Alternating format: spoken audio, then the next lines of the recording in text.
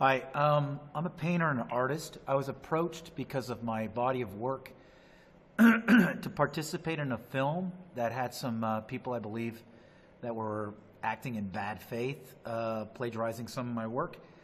It was a documentary crew, claiming to be a documentary crew, claiming to want to have me in their film under the ethos of a documentary film. I sent them a deal memo with conditions. They turned down my conditions. These were to protect my brand and my likeness, and because I didn't know these people.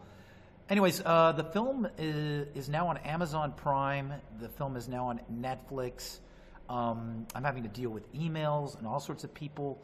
Bottom line is they've reproduced paintings that I had in my studio.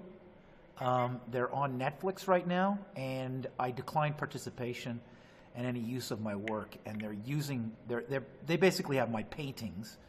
Okay, well, we don't handle anything like that. This is a criminal law firm. When that means we represent people charged with felonies and misdemeanors. Oh, okay. So it says copyright law. You're just using that to bring people to you, because I mean, it doesn't serve you to say you on the internet with your algorithms on your website, you know, to say that you do copyright law and it brings me to you, and you guys don't do it, because you're not going to get me.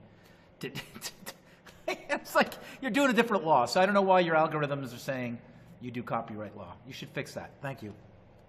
Okay,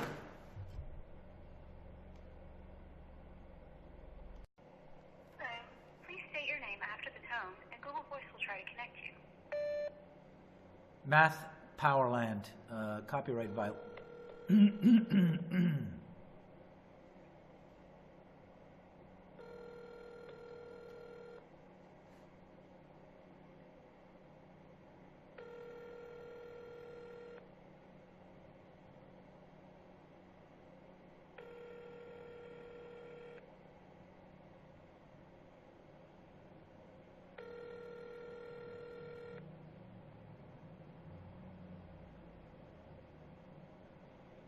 You've reached the law offices of Mark R. Smith. Please leave your name, telephone number, and a brief message, and we'll get back to you as soon as we can. Thank you. Hi, I'll be brief. My name is Mathpowerland. Some documentary crew was harassing me to be a part of a documentary based on people being affected by my body of work online. I sent conditions. They declined. They now have a painting that I created and other things on Netflix, and they're charging $4.99 a pop. Not only Netflix, but Amazon Prime, the world's richest man. And I've had a couple run-ins with fraud and Amazon and Jeff Bezos with my work. It's a real situation. I have the email correspondence of them pleading to be in this documentary, me turning them down, sending out a deal memo, then rejecting my conditions because I suspected they were up to foul play and smearing for exploiting my likeness and my artwork for profit. And they're doing it. And I have nobody helping me. And I'm willing to just, boom, give the majority of the settlement. But I need a real lawyer here, because this is clear cut. They're reproducing a painting from my body of work as an artist on Netflix and charging people. And I do not, this is not a proper society. 786-355-0818. I don't know if this is turning into China, but I'm having a heck of a time trying to find a real lawyer who knows copyright, who claims they're a copyright lawyer. Please call me back. I'm in Vegas.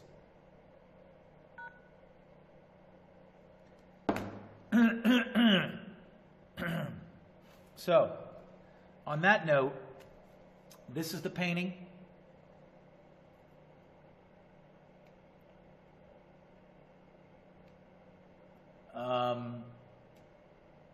I've been basically harassed by this production company called Delta 5, very military sounding production company.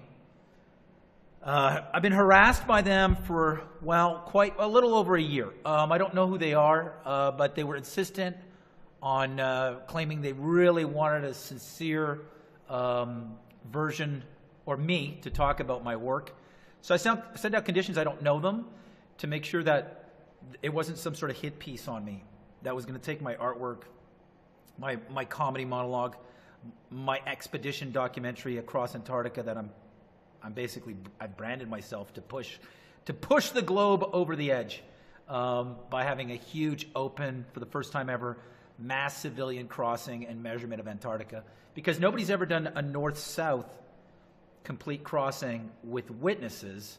It's always to the South Pole and then turn right, not going across the massive continent.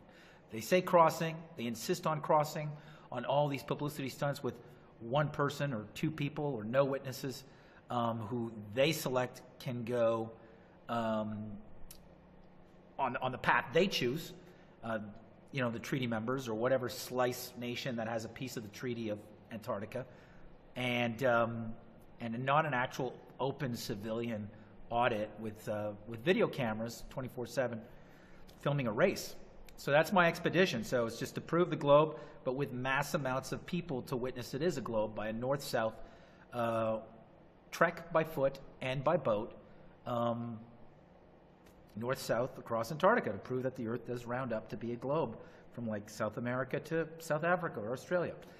A lot of pushback on this, and a lot of people using what I've said and then copying and mirroring me and my talking points from a comedy routine that provoked this, and then this documentary crew insisting be a part of this. For all intents and purposes, this is going to be a fair use, clear fair use, because it's all fair, especially when somebody's approached me to be in their film under sort of suspicious circumstances, like with their behavior and their correspondence. Didn't seem sincere, especially when you look at the final product. So I'm executing fair use to defend my brand, my name, my work, and expose that they've copyright violated by reproducing the artwork without my consent and me in front of it, that was recorded from a camera that I purchased in a studio that I was renting. And so you could see, the fees that went into this footage, plus the 4 months that it took to make this painting. To have a complete, estranged, so-called alleged documentary crew use my artwork and my likeness without indicating the Commons platform of YouTube in the shot, but just full frame footage I filmed from a camera I purchased in a studio I rented of a painting I painted with my face in front after we had correspondence where I said no, is a clear violation of copyright, especially when they're taking it out of context, exploiting the artwork with me in front of it, with an agenda to smear and paint me in a false light for profit on Netflix and Amazon Prime. So without further ado, I'm going to do the disclaimer right here.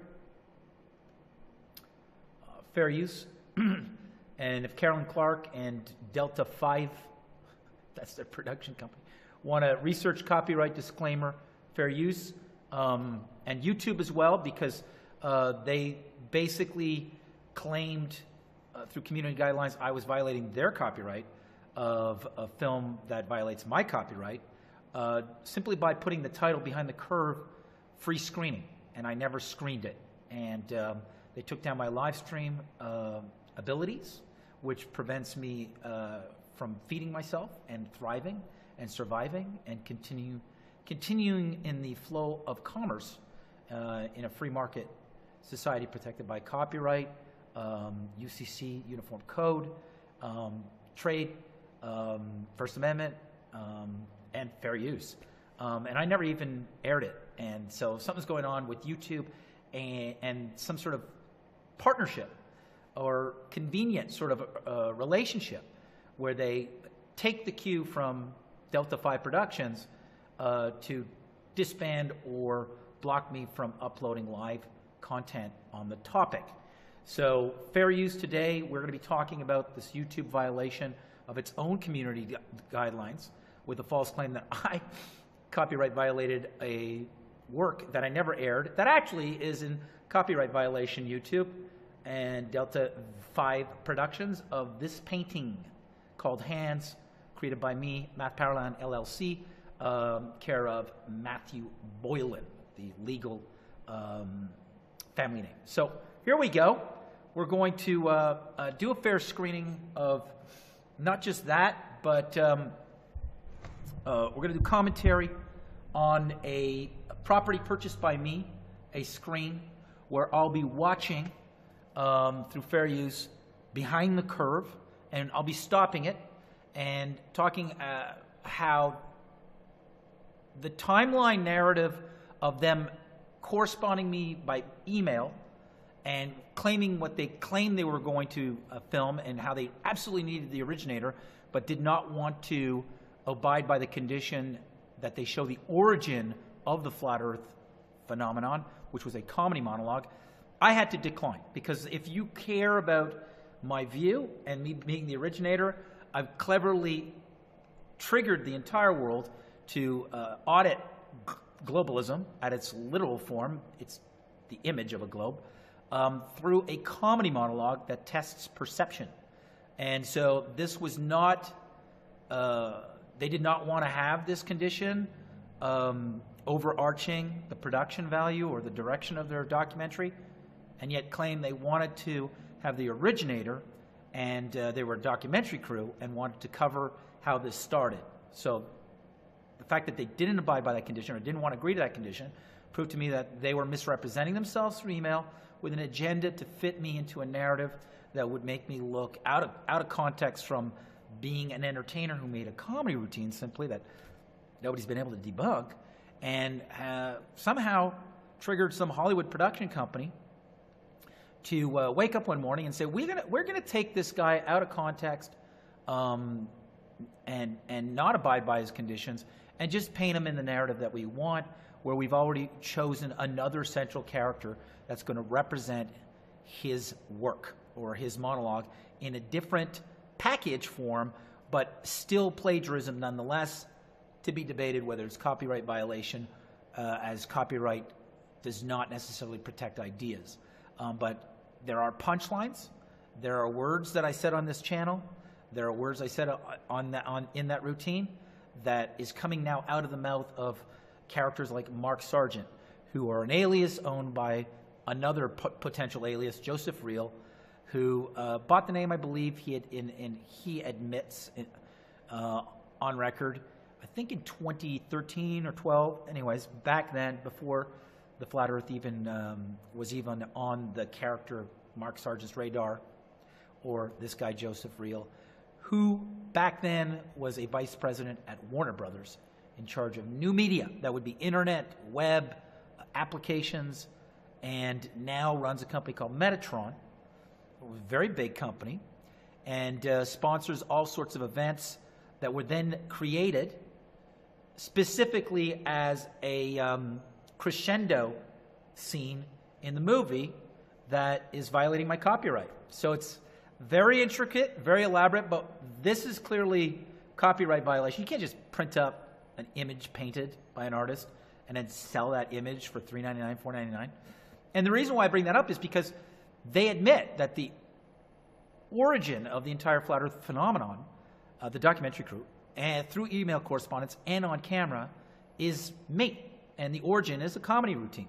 So to make money off the topic that originated from me, paint me out of context and false light against my consent, after declining my conditions through email correspondence, and then seeing this painting up there, plus my likeness, plus somebody who I said to this documentary crew is a plagiarist, and I need these conditions to protect my brand if I'm going to participate in this film, because the idea would be to have me cede copyright through an interview release to them, and their central character would be the individual who's owned by this character, Joseph Reel, and Metatron, called Mark Sargent, and then he would be clear to violate completely all talking points of the routine, because I would have been an accomplice and ceded all the rights in a film to my work through interview release of a company I don't know if they are a partner of Metatron, but seem to be, in that Metatron sets up the events, Metatron sets up the characters, and then Delta 5 comes in and films it. All they need is me to sign the interview release, which I did not.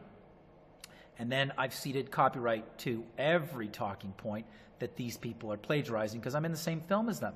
So I wasn't that foolish. I sent out a deal memo, standard deal memo, okay, with an actual professional documentary filmmaker called Diane English of Scenario Productions out of Montreal, Canada, okay, who's done stuff for Bravo in Canada. And we're going to look at that right now real quickly.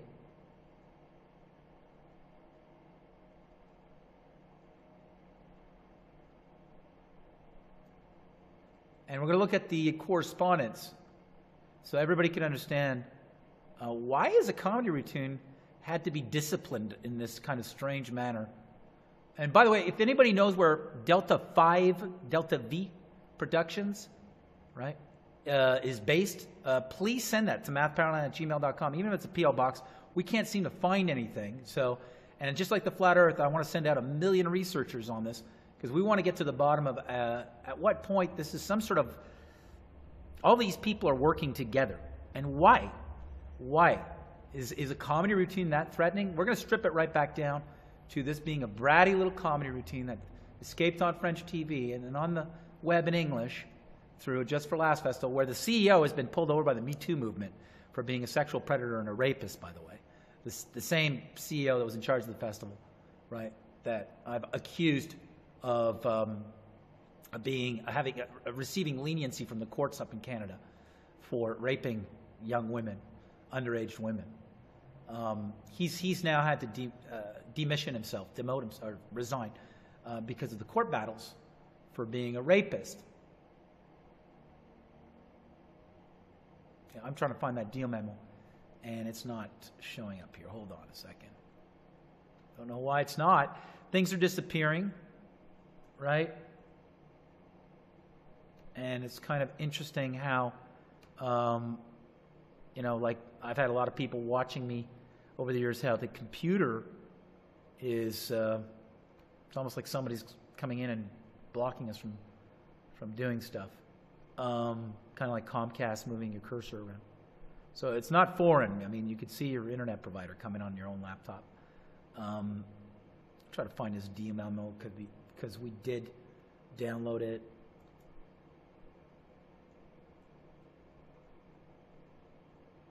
Wow, where is the deal memo? Wow, I've got to actually download it from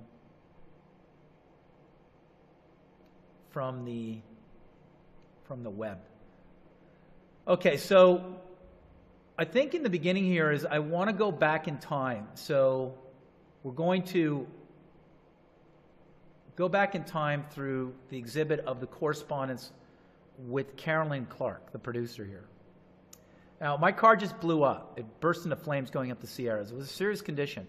I always had situations happening, and they were corresponding with me. So this is it. I don't trust these individuals.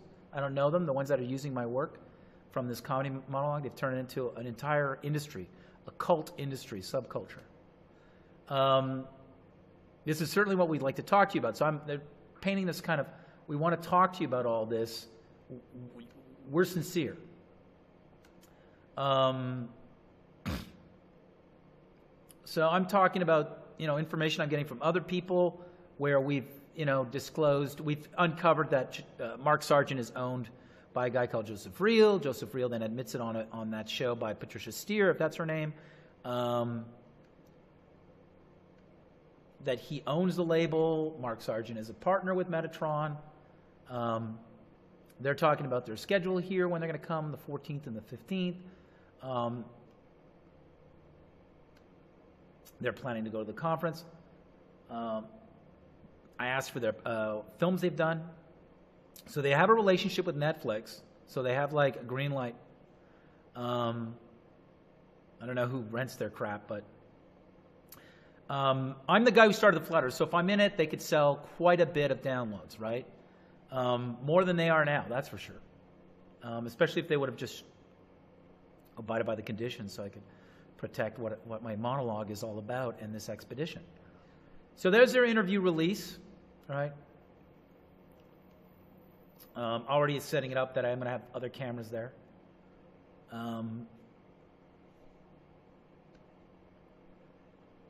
So now that all the cards are finally on the table and paranoia is no longer an appropriate bulb, I then send her my deal memo, which is standard. It was drafted by Documentary. Thank you for your deal memo. Unfortunately, we are unable to accommodate your requests.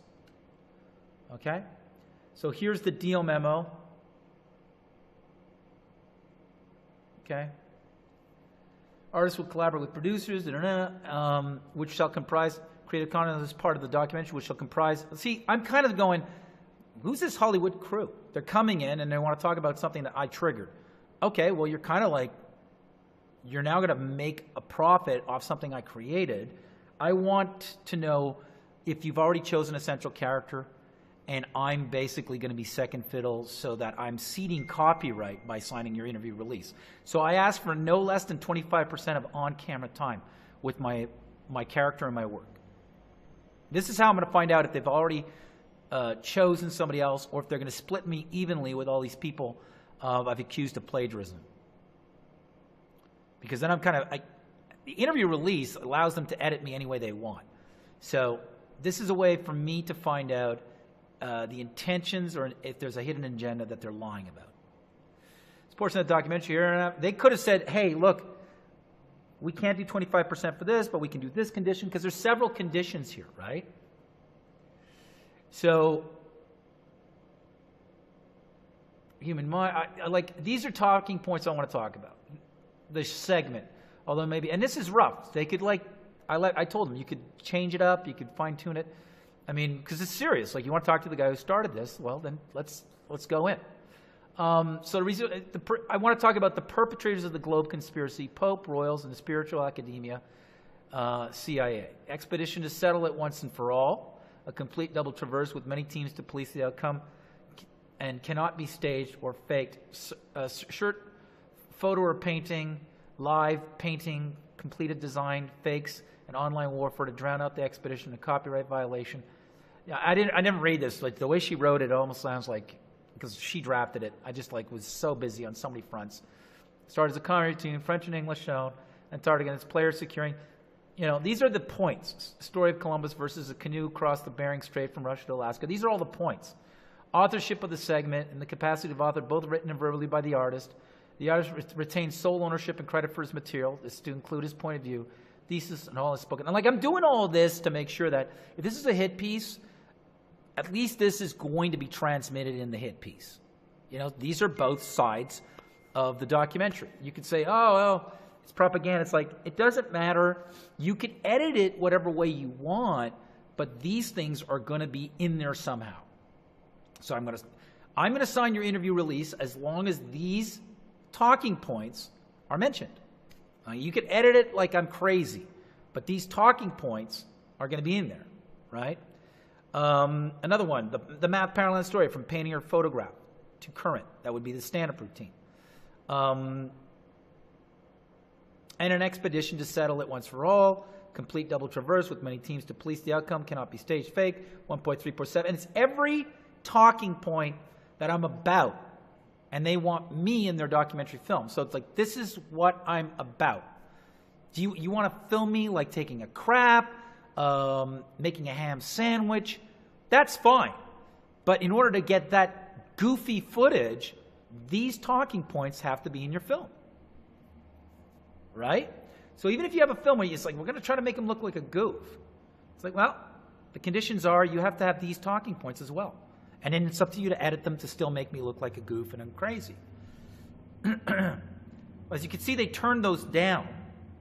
And that's not even the copyright violation. I'm going to show you how they're using artwork. Now, here's their interview release. Now, when it first came, there was no title. It was Untitled Flat Earth Project. Obviously, if they would have had a Flat Earth film called Behind the Curve, they wouldn't have duped or fooled a lot of people. Or these people, I would have said, why are they in this? It would have tipped me off that they're fakes and they're actors, they're going to be part of a propaganda hit piece on me. So it was just left Untitled Flat Earth Project. So then, people that did participate could say, well, I was a victim. It's like, well, if you were such a victim, that's what they're saying now, February 24th, 25th, 19. If you were such a victim, how come you bought plane tickets and flew to each festival screening of Behind the Curve? And while you were watching it, you were texting and Instagramming and Facebook messaging and making plugs on your YouTube channels how this was a pro-Flat Earth film. So your timeline doesn't work out with your story, Patricia Steer and Mark Sargent. Okay? And so we're going to slowly, prove that these are bad actors. And I mean it, like actors doing takes. This is not a documentary film with the documentary film producer's direction. Directing subjects in a Flat Earth documentary is not a documentary. And you're going to see that. And boom. So it says here, interview release is given without the promise of compensation. I hereby acknowledge that all the results and proceeds of my services are work made for hire. And if not, I hereby irrevocably grant and assign to be owned by you all rights, title, and interest of my interview and performance. I say have been induced to proceed with the production, distribution, blah, blah, exploitation. Basically, it's like they can use the image, voice, performance, and likeness in connection with the advertising and promotion of the documentary throughout the world in perpetuity. You know, they could take the interviewee. They agree that they can exhibit in the use of a documentary. It's not a documentary because they're doing takes. So there's a violation right there. And a material concerning by me by any means of exhibition. So it's like they could have all sorts of good stuff being said. They're not going to use it. They're just going to paint them in their mother's kitchen, you know, and her making chicken noodle soup, and then some sort of like Harry Met Sally, Flat Earth, nerd love affair. And then just how people's lives have been like destroyed by going flat, and then failed experiment. I don't want to be a part of something that I cannot know for sure is going to take me and paint me in a false light without my talking points or the origin of how this all started, which is an undebunkable comedy routine, which has set the entire world into trigger mode, trying to find a proof that I didn't strip as fake or a belief of the globe. That was the performance. And this is a performance that I've briefed, senior management at the Just for Laughs Festival, the French side, Juste pour Rire, comedy management in New York City. They've profiled me in meetings at ABC, CBS, where I was not going to flinch and compromise this ethos I have as an entertainer, where it's like my entertainment is taking something people think is real and then stripping down the proofs to see at what point it's really a belief system or an ideology that's not even based on universal, accessible POV, point of view, that everybody can readily sense through the scientific method and experience as real.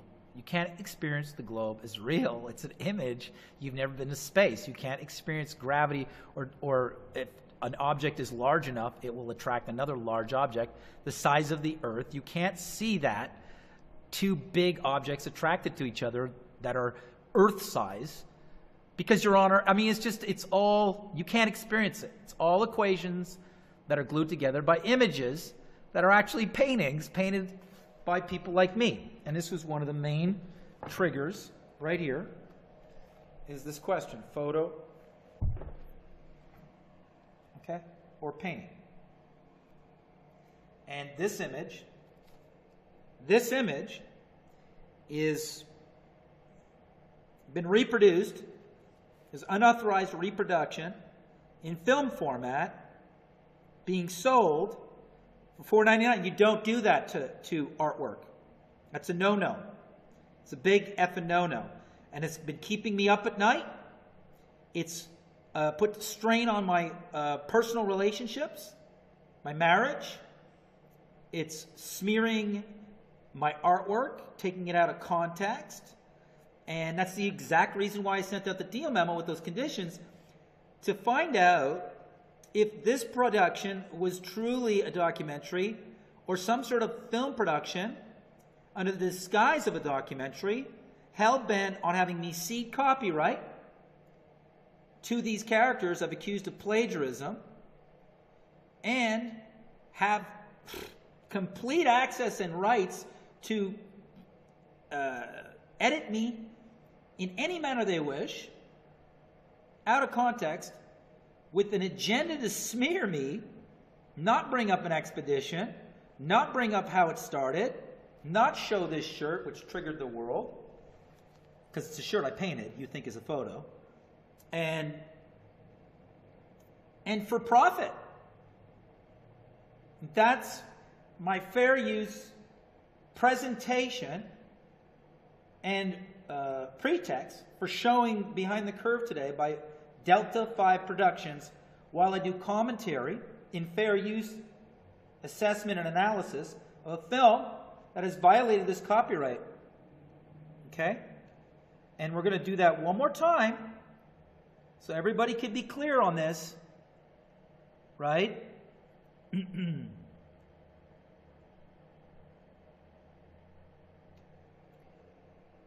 Copyright disclaimer under Section 107 of the Copyright Act, 1976 on YouTube.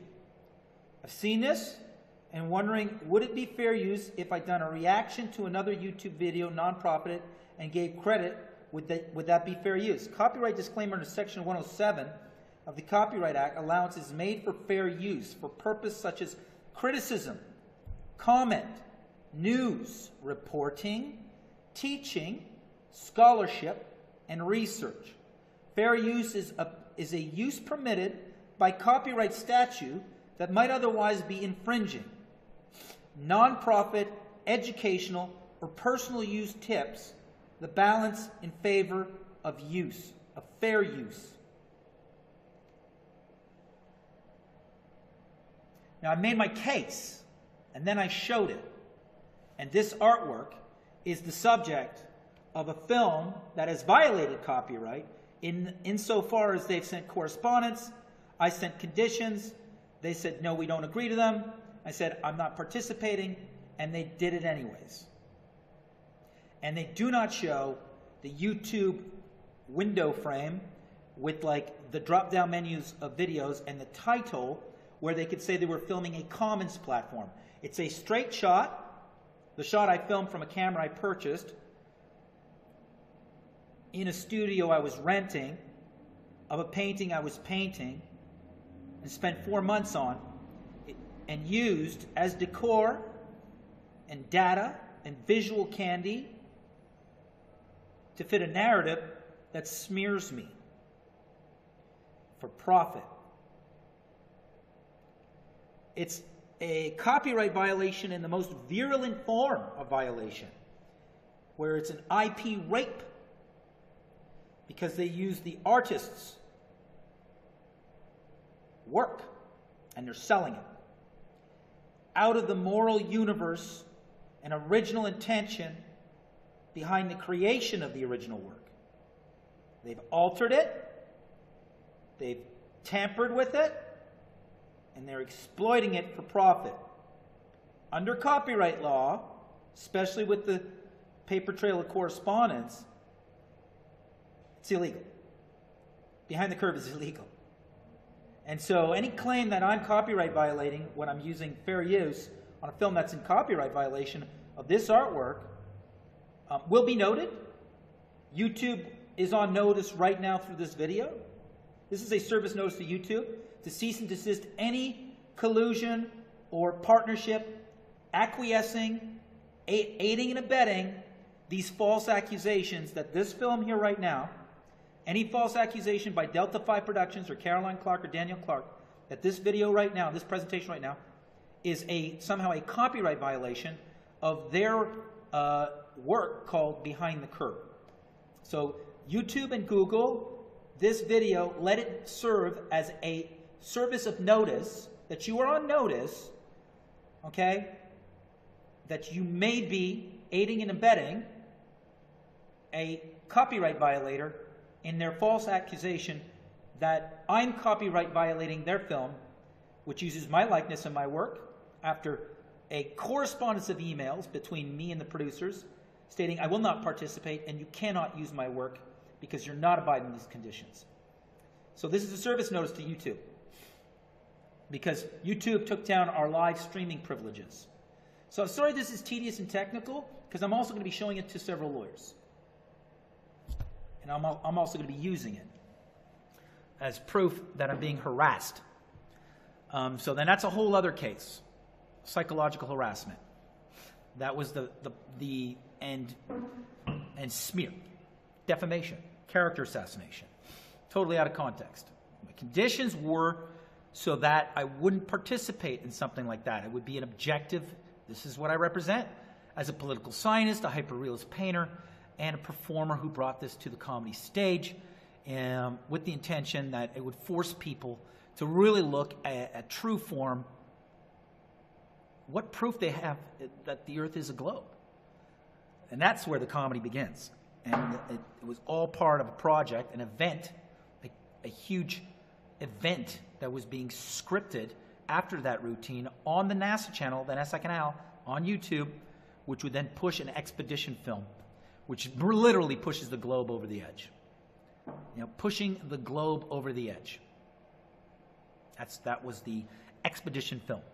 So, without further ado, we're going to watch this. I'm going to take a little pee break. And we're going to resume now with fair use assessment of whether or not this is a documentary or a propaganda production with an agenda to gaslight, harass, and paint in a false light the entertainer, artist, and political scientist who created a monologue on stage that triggered the flat earth phenomenon. And I declined from participating in this documentary because I didn't believe it was a documentary. I believed it was an agenda to smear me. So let's take a look at, without further ado, this production that claims to be a balanced, objective documentary.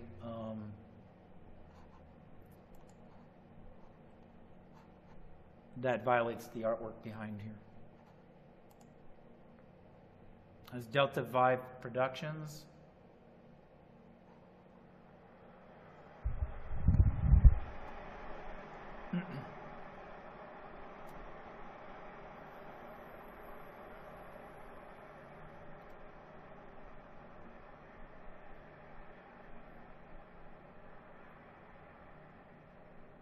So where are you right now? Okay, so that's an actor. That was a take. So right away, that's a violation of one of the first violations of documentary film is to actually prod, coach, direct subjects of a documentary. So this film was admitted to the Hot Documentary Festival in Toronto. And then right away, off the bat, any professional actor, which I am, and as well, any professional documentary anybody who's a professional in the world of documentary filmmaking, which I also am as an assistant to documentary filmmaker and award-winning documentary filmmaker, Academy Award-nominated documentary filmmaker Barbara Herbick, my first cousin, who did A Stitch for Time and did a movie on Catholic priests killed in Nazi Germany, and also a film about Russian art. So I'm very aware of the ethos working under my cousin of, you know, the protocols of what makes a documentary film versus an editorial, a mockumentary, or reality TV.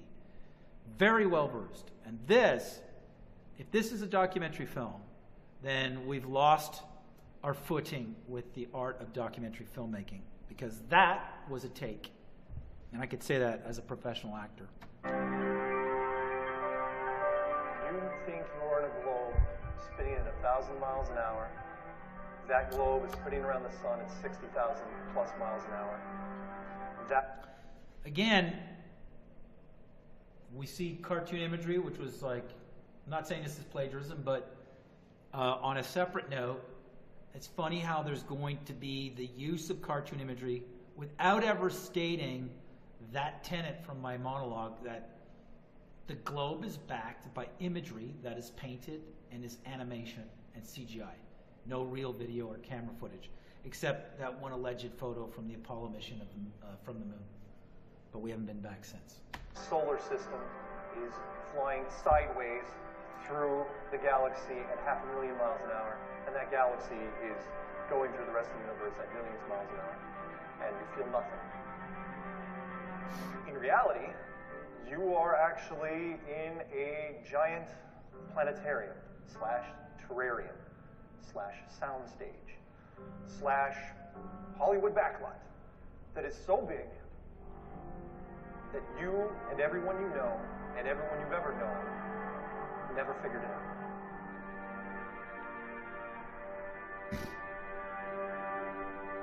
At 17,000 miles. So Flat Earth has got animation, but then they show realistic imagery. But this could easily be a round window. This could easily be a set. I mean, it's black and white. How come we haven't returned? So. An hour. The second stage leaves the abandoned first stage far behind as it soars 5,000 miles downrange. The curvature of the Earth is plainly visible. Delta 5, very military-sounding production company. I have a beautiful view of the S4B and Another round window. Earth 01. I'll try to get a picture for you. See, the round window's never brought up. That was the origin of, taking apart the image or the images of the globe, which are painted. Round window. Now, as you can see here, they used the footage, I think, from Bart Sibrel's A Funny Thing Happened on the Way to the Moon, and you could clearly see, I don't know if you can see it here, but there's a shadow here, and then it goes away. So what's going on there with the Earth? There was suddenly like a huge cloud, and it's like less round.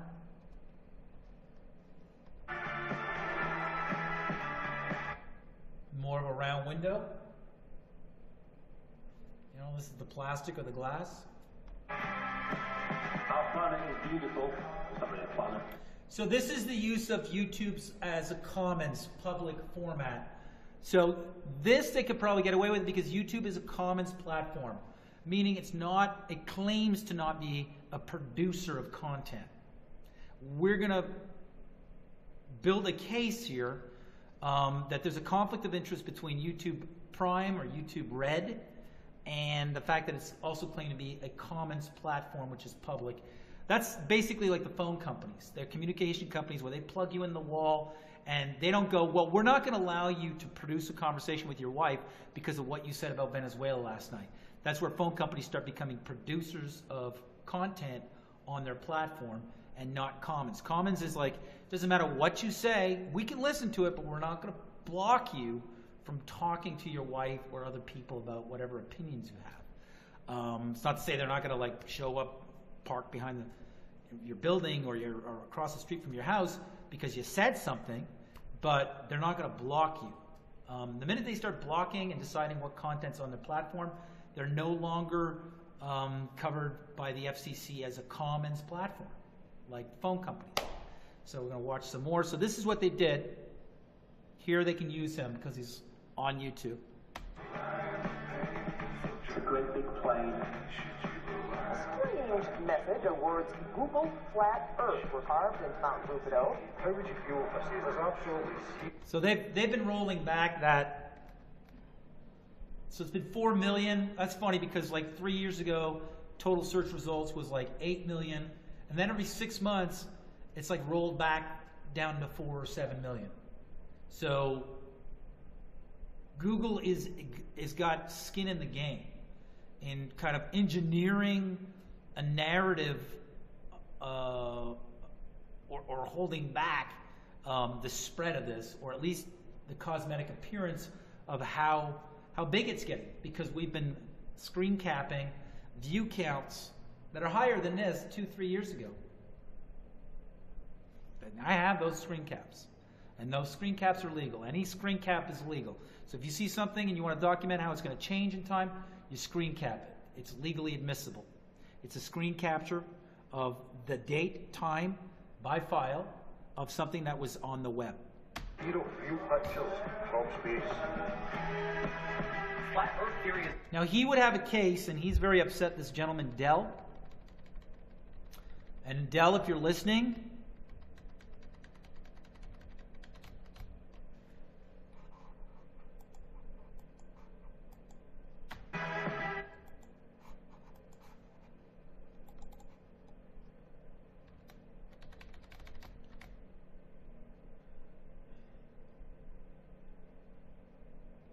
because, you know, they're not, well, they got a bit of it there, right? So that's what they're doing. Home space. And I don't know if he got theory is actually getting pretty approached. My children will have I don't know if he got approached. life in NASA here. Comments? So you had Christine O'Malley, producer, who also did a film that tried to control the narrative about Sandy Hook. So anybody who had an alternative, like Wolfgang Halbeck, who's a you know, preschool, primary school, high school security consultant to prevent mass shootings. He said that everything was wrong about the narrative of Sandy Hook, and he's been sued, and they've dropped the suit just days before, like the victims' families, just the days before he was supposed to, you know, be sued by these victim families for like traumatizing or smear or lying or whatever it is. And that's what's triggered the entire Sandy Hook thing. They made a movie making people like him crazy, but he's an actual federal security consultant for school safety against shootings and armed gunmen and stuff.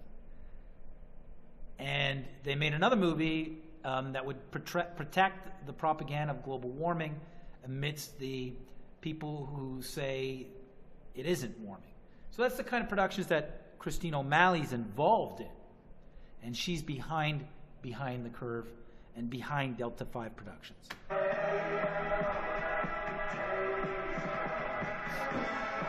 Round window, a lot of chemtrails. People who think the world is flat is growing. Thousands, if not millions of people. A lie is a lie, even if everybody believes it. These people live amongst us. I just want to point this out. What drives such theory? So that's the producer that was emailing me, claiming that she wanted to have my whole story. So I wanted to police that with those conditions. She could have picked and chosen which ones she wanted to cover. There was absolutely no complete rejection of any condition. Why are people flocking to this absurd belief? So you got a director here. Is this like a documentary film? Like at what level are you directing documentary topic? Well, you know, take a look at some. You tell me if these scenes look like they're acty.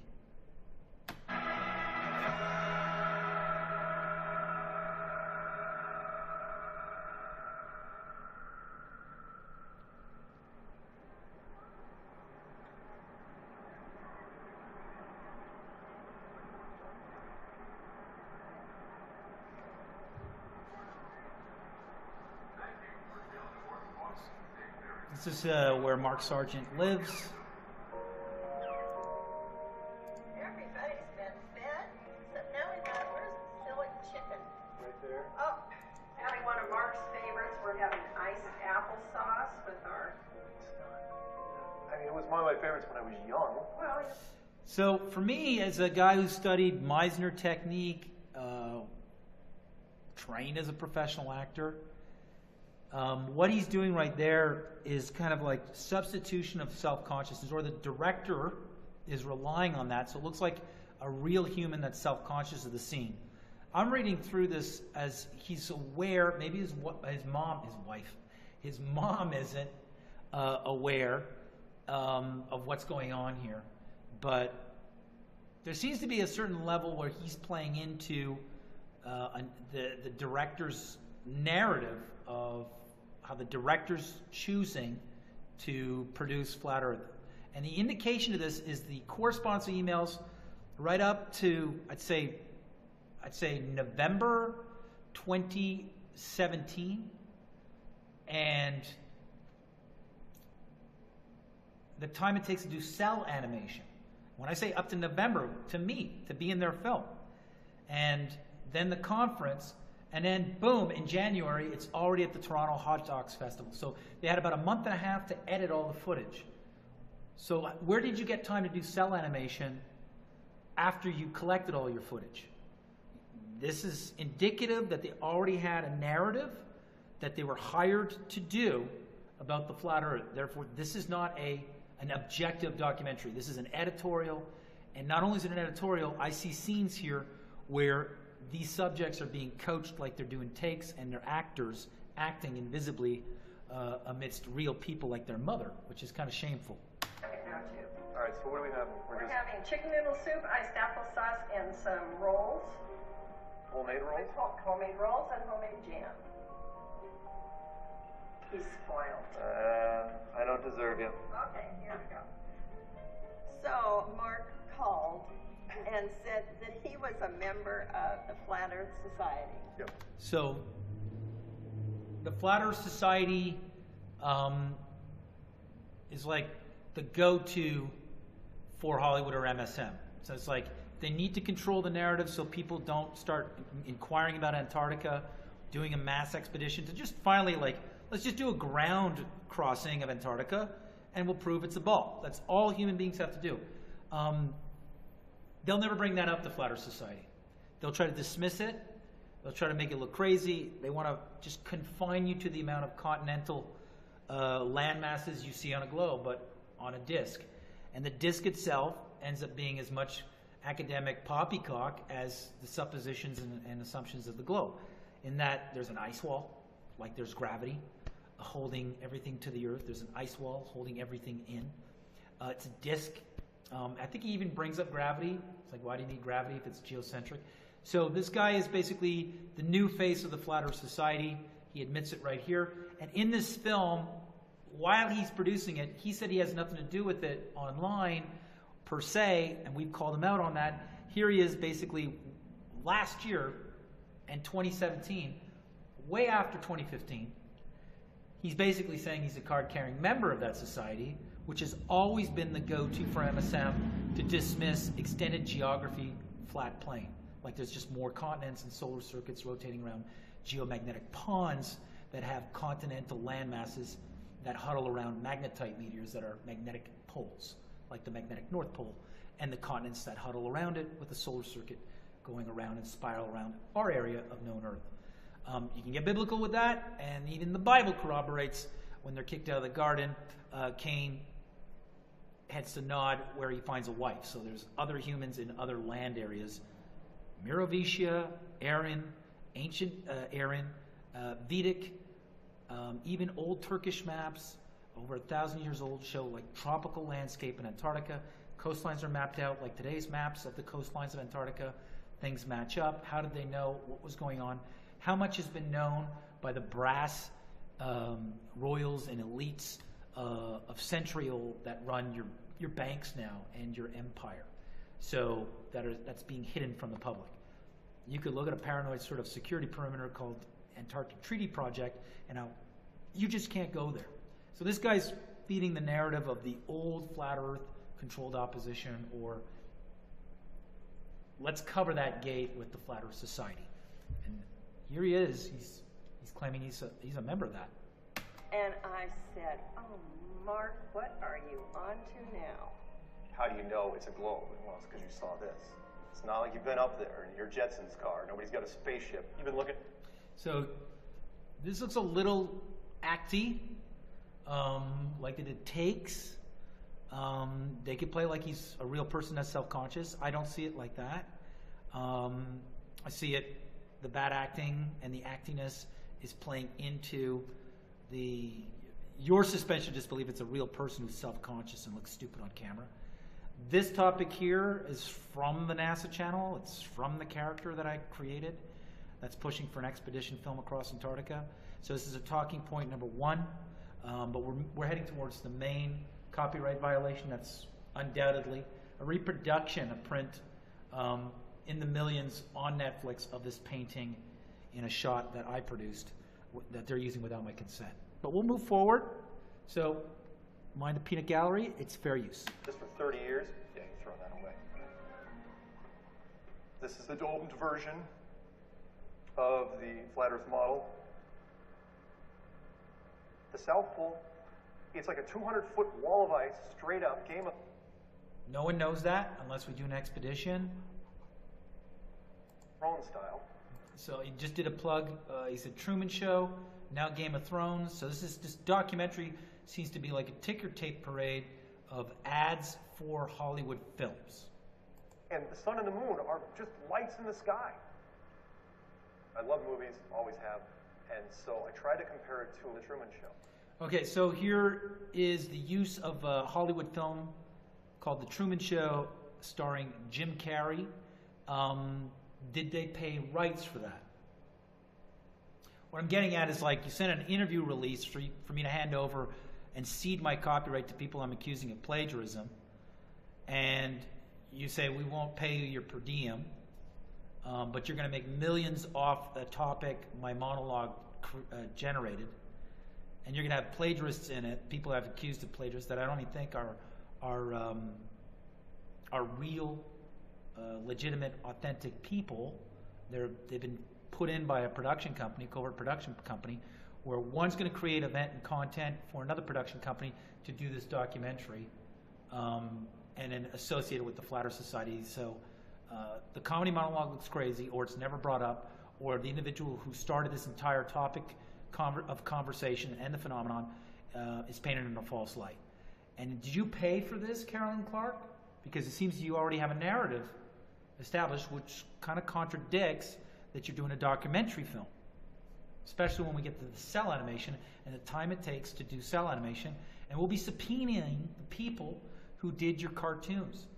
So we're going to see at what point you established a skewed angle and narrative that you were hired to do on me, and all you need to do is trick me, which will indicate misrepresentation. But that's the more complex issue. The main issue at hand is reproducing this painting. That for sure we caught them. And it ain't on a Commons platform. It's full shot. So let's keep going here. They got footage from the movie Truman Show. Yeah, the Truman Show was just a giant Hollywood stage 20 miles wide. If you built a stage that was 1,000 miles wide, how many people could you fool besides just Truman? Of course you're going to have questions. Everybody does. Because it's like, okay, how does everything work? Now you have to pay for this. Unless the people who produced it said, we'll let you use footage, and they had a condition, it has to slant towards pushing the globe and making flat earthers look psychologically unstable, and don't ever bring up the actual proofs or any of the statements that mathpowerland had in his conditions to protect the monologue that triggered the topic in the first place. So are they making conditions to allow free footage, or did she pay for this? Because I don't think they'd want to be in a film that's promoting Flat Earth, right? Especially on Netflix. I'm going to take a break right now, something to think about. Hello, okay. Here's a perfect example if you want to see it real quick. So like those buildings in the distance, right out there, that's Seattle. You shouldn't be able to see it. There should be hundreds of feet of curvature between us and them. You should barely be able to see the tops of those buildings. When you're doing the curvature of the Earth, here's what the Earth looks like. And what we're saying is, and of course this is exaggerated, is that if you're here, eventually, if there's an object far enough, you won't be able to see it over here because the curvature of the Earth puts it on the other side of the hill. And you could say, oh, well, it's refraction, or it's atmospheric effects, or it's mirage. It's like, no. Not in every weather condition, not in every light condition. Science is having a problem combating what we're doing. So that's a good point. That's about it. We call him he who shall not be named, says that it's a growing anti-intellectual movement which borders on the end of civilization and democracy as we know it. The Earth isn't flat. So here's a man who's getting paid a SAG wage to appear on Comedy Central to do damage control for the scientific community because Flat Earth is gaining steam. The monologue was, he got a SAG wage. A bunch of comedy writers for this show got paid, and Did you get this footage for free, Carolyn Clark? Or did you have to pay a per diem or the rights for it? What's interesting is that when you think about this film right now, which has this painting behind me, and it's charging $3.99 or $10, $4.99 on Amazon, $10 as part of like subscription at Netflix, or whatever Netflix pays. This guy getting a salary, Mark Sargent doing conferences, selling the tickets for $200, people having mixers all over the US, Canada, the world in different languages, people putting up websites, having web developers, hosting, people paying web developers, people buying P900 Nikon zooms that otherwise would not be avid amateur photographers of the horizon to prove that it's a flat, or to see if they still see the boat, or like things at a distance that should be obscured by a damage control by the news reporters talking about this. Every journalist at the Kyrie Irving NBA conference where they asked him if it was flat, they were all getting paid by NBC, CBS to write notes about that per hour salary. In that room itself, there was probably at $80,000. Comedy Central, the advertisers that pay to be on this show, every advertiser on every YouTube channel that's saying the earth is flat or saying it's not flat, and every advertiser dollar that YouTube makes, Google makes. We're looking at probably about $452 million was generated, and that's a modest sum, just off people trying to prove it's flat, saying it's flat, or doing flat earth, pro-flat earth content, or having to get up on TV and debunk the flat earth or do damage control for it. That's $452 million that otherwise would not have been injected in the world's economy. Matter of fact, people are probably going out to NASA more than ever now, going out to SpaceX rocket launches more than ever and paying $47 a pop to see if there's really a rocket going up. So I've been putting money into the pockets and the salaries of people that work at NASA. This guy here, walking around as a pundit, being paid a salary to try to do damage control in the flat earth spreading. Comedy writers, late night talk show hosts, celebrities, movies, counterspin. And then you got like telescopes being sold, Nikon P900 camera lenses, lasers, experiments, documentaries, people filling up their cars to go out to prove it's flat. We're probably way over $452 million, folks, in the last 3 years, 5 years. I'm being modest, and that's in the American economy, not worldwide. So did she, the documentary filmmaker, pay for this? Everybody's making money off this, and meanwhile, I got to come out here to fix a leaky roof. It has nothing to do with this. The owners know about this content, and they're threatening to evict me now if I don't perform certain duties, and then calling me off work sites to come here, or they're going to confiscate the property and secure my paintings if I don't execute repairs on the roof without notice. I've got to drop everything in Florida and come out here while this film is out. So I'm suspecting that this film, painting me in the false light, is now affecting my personal business, my life, my relationships, and my marriage. And I'm not with my son right now. So I'm pretty pissed off, especially if I find out through subpoena that she was paying for the rights of this or abiding by conditions from the producers and the network that has this, the ownership of this footage, on how it's to be used in her film. And we have a conflict of interests here. This is called gravity. Or weight. It's heavier than the air. Winning versus science, against science, is science just throws math at us. Whereas we go and say, hey, by the way, there's Seattle. You can see it right now with your camera. That's it. A picture says 1,000 words. I was well versed in just about every conspiracy you can think of. I had heard about it. It's a planned shot with the clock behind him. It was the DVD. We have some animation here. That you knew you were never going to open because the title was horrible. So this is the beginning of them using animation whenever talking about flat Earth, whereas animation is used to prove the flat Earth. But the whole monologue is that animation is there to support heliocentric, equations that say the Earth is a globe, but high detail imagery that fools you that it's a photo. That's my monologue. And so here they are doing the counter, almost like substitutional plagiarism of what my monologue triggered to associate the flat Earth with animation. And this is where we get into timelines of them still trying to reach out by email to be in their film, and how long it takes to do cell animation and edit a film and then have it in hot docs. There's going to be a problem there if you know anything about professional production and whether or not this is a legitimate documentary, or it had as its aim to collude with Metatron, Mark Sargent, okay, to misrepresent their intentions when communicating with me, to trick me into a film that would have me cede copyright and exploit my image out of light, in false light, to smear and damage my reputation and my brand, which is to have an expedition across Antarctica. Like how to make a poop sandwich, or Poop Sandwich Volume 3. But when you get bored enough with normal conspiracies, you're looking for something new. There was a certain novelty to it.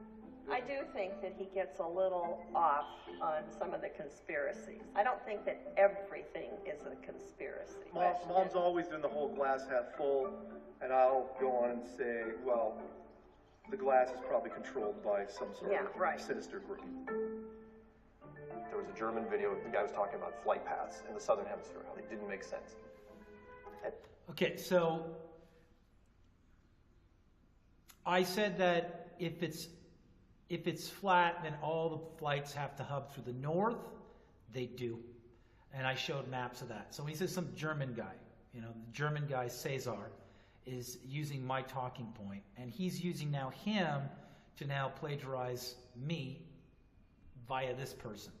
So this is all after me, then Cesar repeating what I'm saying, and then he puts it into detailed play.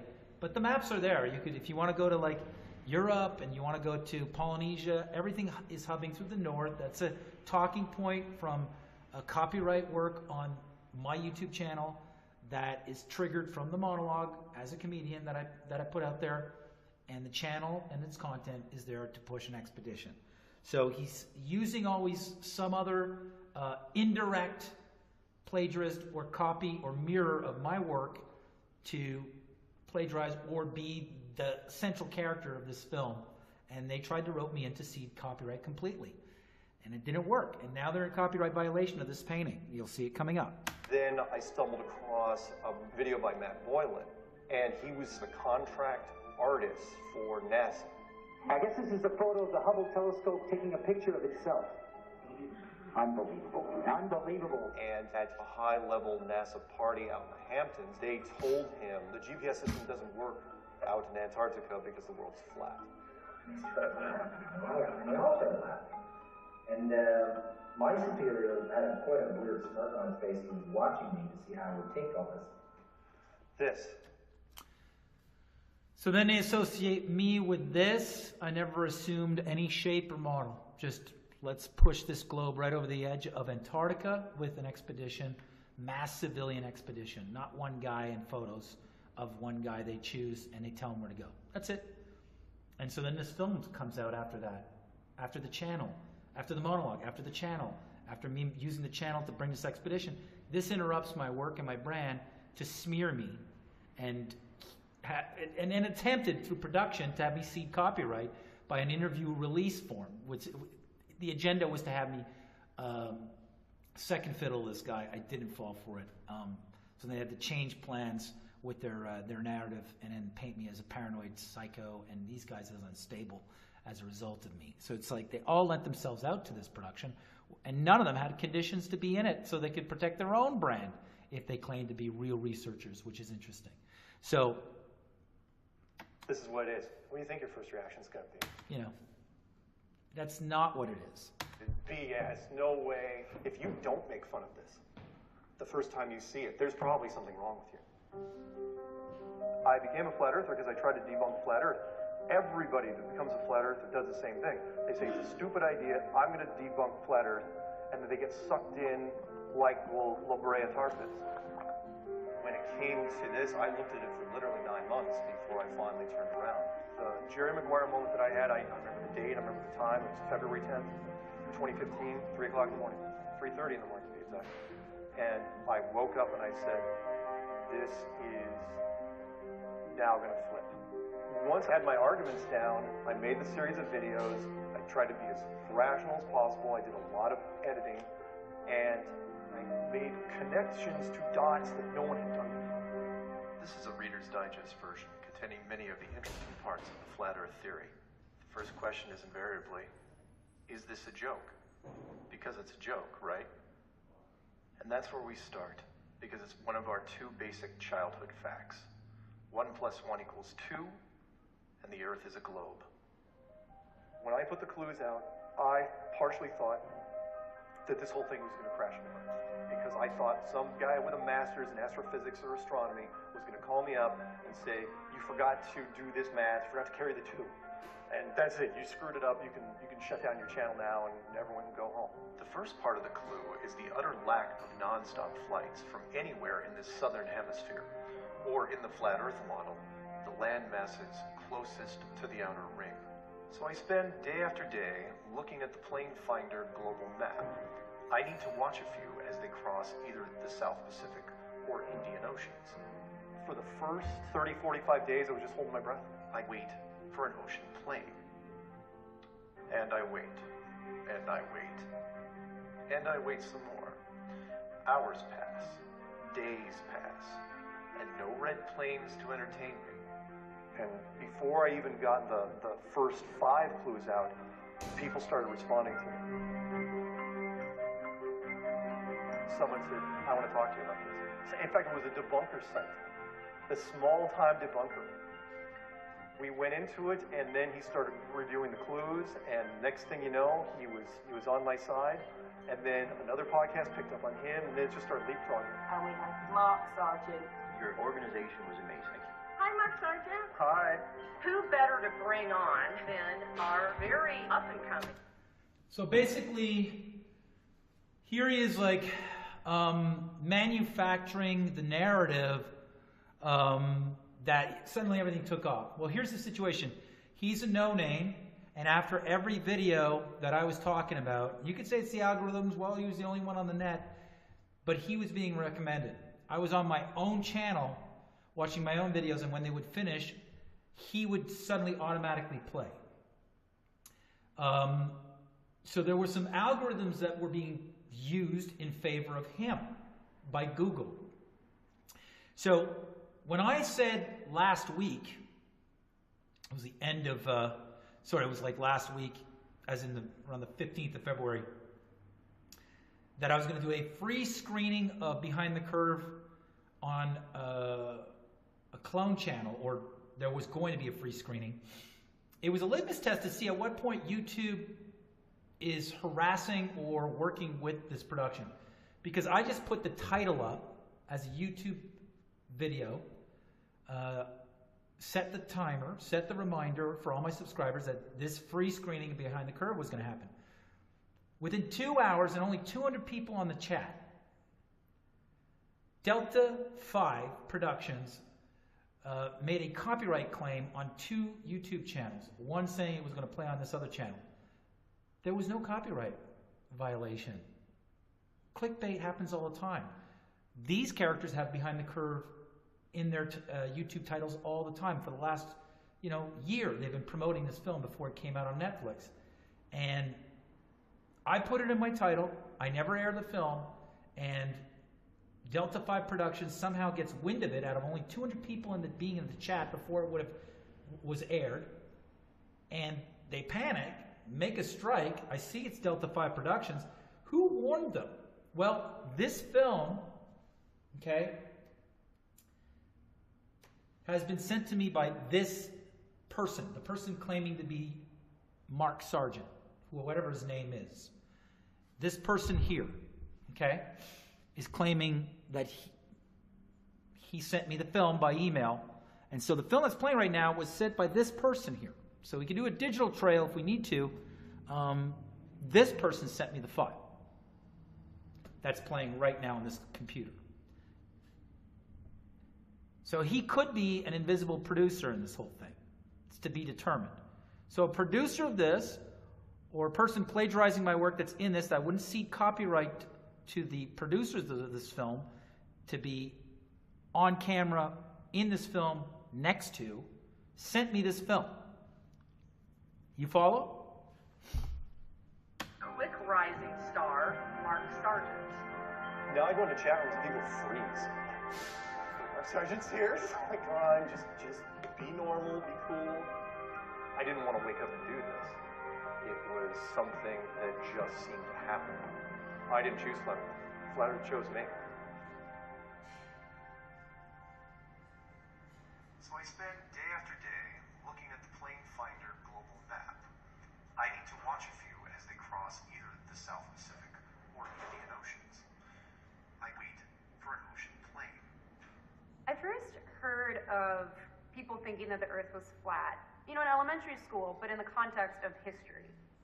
I think it was in the last couple years that I heard that people are still believing this and making a lot of videos on it, so I started watching them because I was curious, and it's something.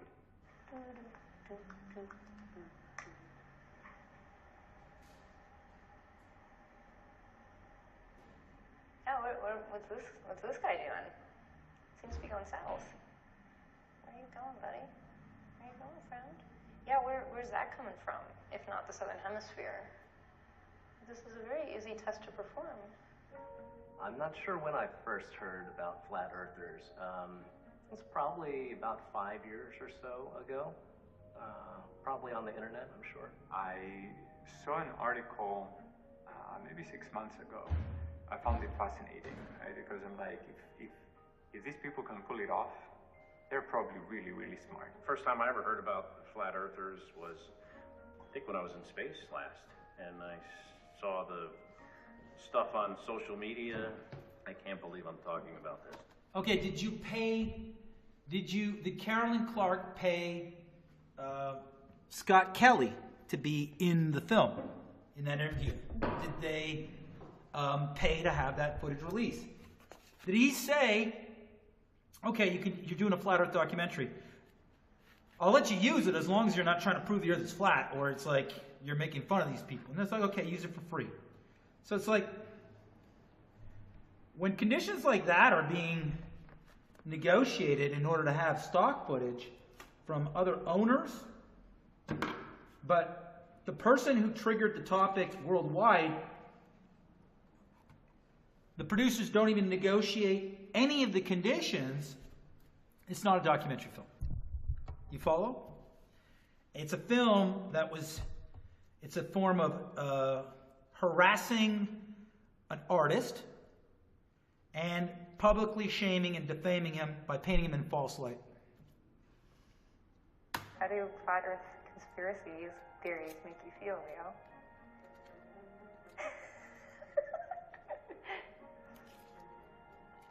You feel positive about that? Again, a lot about the feeling and the psychology, not about like, how do we get here? And yet, they're going to even admit, I'm the originator. I wanted to show the origin of this entire phenomenon. A comedy monologue. That was one of my conditions. I think someone told me maybe that there's still people who believe that the earth is flat. And so I Googled, and then you find websites and YouTube videos. 879 videos? This man is prolific. And I was fascinated, and I just jumped right in, and I was probably in that spiral for 3 or 4 hours, and I ended up subscribing to a podcast, Flat Earth Podcast, and listening. This, like others in the series, is something you can just riveting. I would watch this for hours. They're wacky. They're bizarre. But yet they find this audience that believes them, takes them as gospel. There's enough of them, they can't just all... So that person there is has also, he's going to figure in this. They're never going to mention his name, which is interesting. They'll mention everybody else's name and title, except this individual. Now, there's another reason why I didn't want to be involved in this production. This person here is the subject of fraud. He said he's Math Powerland LLC on CBS News. CBS News didn't do any fact-checking, and this person is on record. I need his real name and his address. He needs to be served as well, because this person who used to do videos attacking the group Anonymous on behalf of Scientology all over YouTube is now claiming he's a flat earther, and his model of flat earth is there's more land, but he's not sure if it's flat. And he used to do trolling against the Anonymous group for doing campaigns to expose the Church of Scientology. I don't know who gets up in the morning and says, I'm going to defend Scientology all day for free. You know what I mean? And do counter PR for Scientology against the group Anonymous that's exposing details about the Church of Scientology. I'm gonna support. I'm not a Scientologist, but I'm gonna defend Scientology. Who does that? So we have him on record, voice recognition, same style, but now he's a flat earther. And this person, also working in bad faith and bad intentions, misrepresenting himself through correspondence. A week after, through a few email exchanges, he goes on CBS, pretends to be me without asking me if he could defraud me or pretend to be me on national news on behalf of my monologue or my work, which is trying to push an expedition film, which is to push the globe over the edge of the earth. Can't just all be people wandering around with tinfoil hats all the time. Like, these are fairly normal people, at least some of them. We go in a little sports bar. A bartender runs over, and she goes, "You guys talking about flat Earth?" Yeah, why? She goes, "High five." You go into the office. Is someone a flat earther? Here you go to a restaurant. Is, the person making your food a flat earther? Mason? I don't know. The very next day, I'm flying out, and I'm wearing an I Am Mark Sargent shirt. And you know where they go through the bag screens. So they're talking about how big this thing's gotten, more than why it got that big. It's a good thing I declined to participate in this because they didn't abide by my conditions, but they still broke copyright and are exploiting me and my work out of context. And this painting, which is behind this film, is in this film. We're going to do a surreal exposition right now of copyright violation. Black kid, he motions me, like in Fight Club. "You Mark Sargent for real?" I go, "Yeah, why?"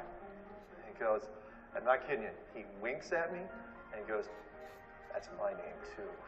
And he hands me the bag without even checking it. They're everywhere.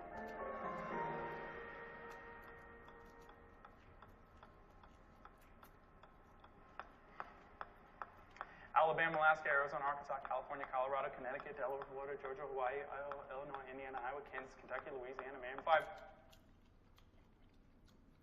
This is actually an acting technique called Meisner, where you give the subject an independent activity and things to do and say while they're doing lines so they look real. It's an actual technique out of Sanford Meisner acting class. Years ago, I started doing this whole brain power program, bouncing balls off hammers, working on my penmanship, working on my memory. Titanium, vanadium, chromium, manganese, iron, cobalt, nickel, copper, zinc. And about 14 months ago, my brain coach, Michael Lavery, said, "Nathan, you got to look into flat Earth." And then the more I researched it, and then I found out that it's actually the biblical cosmology is a geocentric cosmology. Then I realized why they're hiding the truth. It's because they don't want anyone to know anything. They want people dumb, blind, deaf to the truth, so they can inject you with their vaccines and their public schooling and this heliocentric model, which is basically forced sun worship. Did you know they made up dinosaurs? People in the school system to perpetuate this 6 billion year old Earth. Oh, wait, the math doesn't work out. 14 billion year old Earth. So I actually ran into a NASA employee at Starbucks, asked him why NASA means deceive in Hebrew. Technically, it's the word nashah, but it sounds so similar. You hate Americans? Is that it? Excuse me? Yeah. How the hell did you get that? Well, I just got kicked out of Starbucks for asking NASA employee questions. I ended up getting kicked out of a bunch of Facebook groups. So then I started the group, the official Flat Earth and Globe discussion. Probably because you weren't authentic. You know what I mean? It was a slow start at first. I just added all my friends and said, hey, talk about Flat Earth. There's no cursing, no insults. That was about 14 months ago, and that's blossomed into 53,000 members. Excuse me. Can I ask you a question? Anyone ever told you the Earth is flat? What? I just feel like I have an obligation to tell people you don't live on a spinning ball.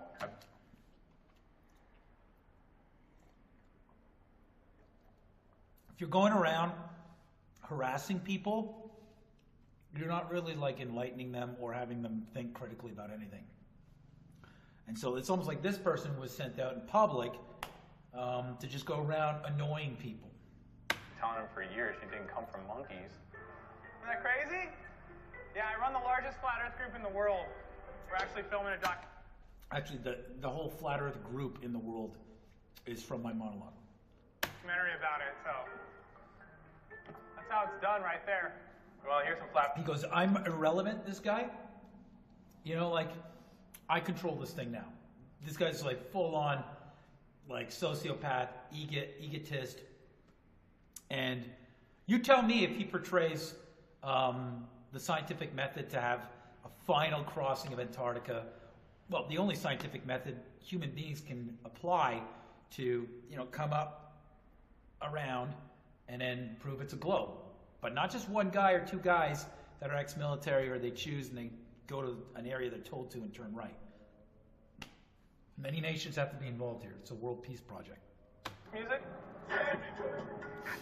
Next level rap. We got some good books right here. Firmament, Vaulted Dome of the Earth. George Orwell, 1984. Must read. This is Edward Hendry's masterpiece, The Greatest Lie on Earth. I'll just read you a little bit from the table of contents real quick. The first chapter is Samuel Rowbotham proved the Earth is flat. The idea people have of flat earthers is totally wrong. You know, they think they're total idiots and they live in their mom's basement and they believe everything anyone tells them. Live in their mom's basement. And then it's going to cut to Mark, right? So there wasn't like a bit of a tongue-in-cheek, let's dismiss these people. I mean, you got cell animation, that takes a while to do. And then usually it takes a year or maybe less for a good documentary to be edited. So this is just a whip them out, smear propaganda package with an already decided, you know, story, angle, and narrative. And I didn't participate in it because I knew that this has been planned and hatched since Mark Sargent was created, the name, the label, and he showed up in 2015. And I said that this guy showed up as a middleman so that somebody can't be directly accused of copyright violation. So they're going to have him show up through YouTube, with YouTube assisting his videos to be recommended to everybody who's looking into the topic after my videos or first before my videos, so that a production could come and make events off him, and then another production would make films, and it would look like they're not copyright violating me. Quite the opposite. We test everything. And then send the interviewee release form for me to do the final nail in my work. No. Either super successful or doing our own thing, and I've met hundreds of flat earthers, and none of them are living in their mom's basement, so. Okay, that, and then it goes to Mark Sargent, boom. And he said it twice. So this is scripted. And look at how acty he is. We're going to look at that again, okay?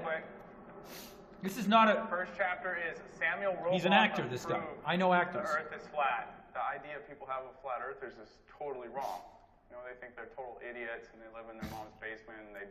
That's acted. He's an actor. Believe everything anyone tells them. It's quite the opposite. Now, look at the way he grabbed that drink. It's quite the opposite. He's doing a punchline here. This is not a documentary, Toronto Hot Docs. Shame on you. Watch. We test everything. And he's setting up a failed test later on. They didn't test anything. It was the first time they tested. And then Jaron and Bob Nodell. And Bob Nodell goes, look, there's as many proofs as it is a globe as there is flat, so we're not sure yet. So he's chickening out of the whole thing because he's on camera now. You know, he's like a big burly Jewish guy, I think, you know, in a big mansion in Colorado, who used to work on satellites. And again, he's going to use heavy reliance on cartoons to convey he used a satellite to prove a 15-degree angle. This is like everything my routine says they're going to do, and my channel warned you they're going to do when Mark Sargent showed up, and I told you about everything they would do 3 years ago, which is this. Now watch the way he does it again. We're all either super successful or doing our own thing, and I've met hundreds of flat earthers, and none of them are living in their mom's basement. So that was Modern Family, that was Arrested Development, that was Curb Your Enthusiasm, that was bad acting. I want you to see that again. That is not a documentary subject character. It's not a real person. Wrong. They think they're total idiots and they live in their mom's basement and they believe everything anyone tells them. It's quite the opposite. We test everything. We're all either super successful or doing our own thing, and I've met hundreds of flat earthers, and none of them are living in their mom's basement. So why did he say it twice? And look at the way we have a crisis. We have a combination of crisis actors who have not been announced as actors, or crisis actors. We have actors here that are mixing in with real people that have been duped, that they're real. This person is acting. We're going to look at this again. It's very important that the judge, the jury, the public, a lawyer that's willing to try this, looks at this again. Because this is the best they could get. But this is after several takes. Earthers is totally wrong. You know, they think they're total idiots and they live in their mom's basement and they believe everything anyone tells them. It's quite the opposite. We test everything. We're all either super successful or doing our own thing, and I've met hundreds of flat earthers, and none of them are living in their mom's basement. So, do you understand how that's fake to set up the next shot? This is not a documentary film. Okay? Now these people have been paid by somebody. Okay? And they wanted me to cede my copyright and be used as some sort of laughing stock, side character to the characters they chose they would put on camera. It's very important. I want you to listen to that again. The dialogue makes no sense for realistic dialogue. So he needs to really say, live in their mother's basement. Why does he need to say that? He knows Mark Sargent. The idea people have of flat earthers is totally wrong. You know, they think they're total idiots and they live in their mom's basement and they believe everything anyone tells them. It's quite the opposite. We test everything. We're all either super successful or doing our own thing, and I've met hundreds of flat earthers, and none of them are living in their mom's basement. So that is the most contrived, orchestrated, fake dialogue I've ever seen. Now, the connection between that guy and this guy, before the footage was recorded, is clear. Okay? So this is not a documentary film. This person misrepresented themselves and continues to misrepresent themselves now with the assistance of major broadcast networks like Amazon Prime and Netflix. What's next? The Oscar goes to, or nominated for, Best Documentary? This is not a documentary. You could, I can play that over and over again, but I'll let you play it here. There are millions of flat earthers. It's a fantastic community. Look what flat earth has inspired. And they're doing the Modern Family or Arrested Development sort of filmmaking, close-up, punchline. So I was the first one to do flat earth license plate. Then a slew of them. Everybody started coming in with it. They started changing up the words. It's flat to flat earth. NASA lies, all that fun stuff. There's Arizona, Arkansas, okay, California. So this is not probably trying to rattle them off. It's always this dark, sinister, evil. People feel bad about it. This thing really gives people a lot of positive energy, so much enthusiasm, matter of fact. About flat Earth, Zen Garcia, firmament. So what they're doing too is they're also like this guy Zen. He got a hold of me. I was like, this guy's trying to find out my next moves. So all the people that I suspected were like bad players or bad actors, they're fakes. They're pushing them as well. So, and I've got Zen Garcia. So it's like everything about this is about steering the public away from looking at, hey, your globes are painted, photo or painting. Can you decide? If you say photo, you're wrong. It's my painting. So an expedition across Antarctica, thousands of civilians, or a boat rush. No, they don't want to talk about that. Interesting. Those were conditions for me to be in this film. Dome of the Earth. When I was first doing the Flat Earth stuff, Patricia comes on a podcast. She wasn't making Flat Earth videos. She wanted to interview Flat Earthers, like the Flat Earth reporter. Hello and welcome to Flat Earth and Other Hot Potatoes. Episode number 15, episode number 68, episode number 159. Mark, thanks for being here. Thank you very much for having me. I could not be more excited about being on this show right now. We started talking on Skype. He does not look excited. He looks like he's doing a job.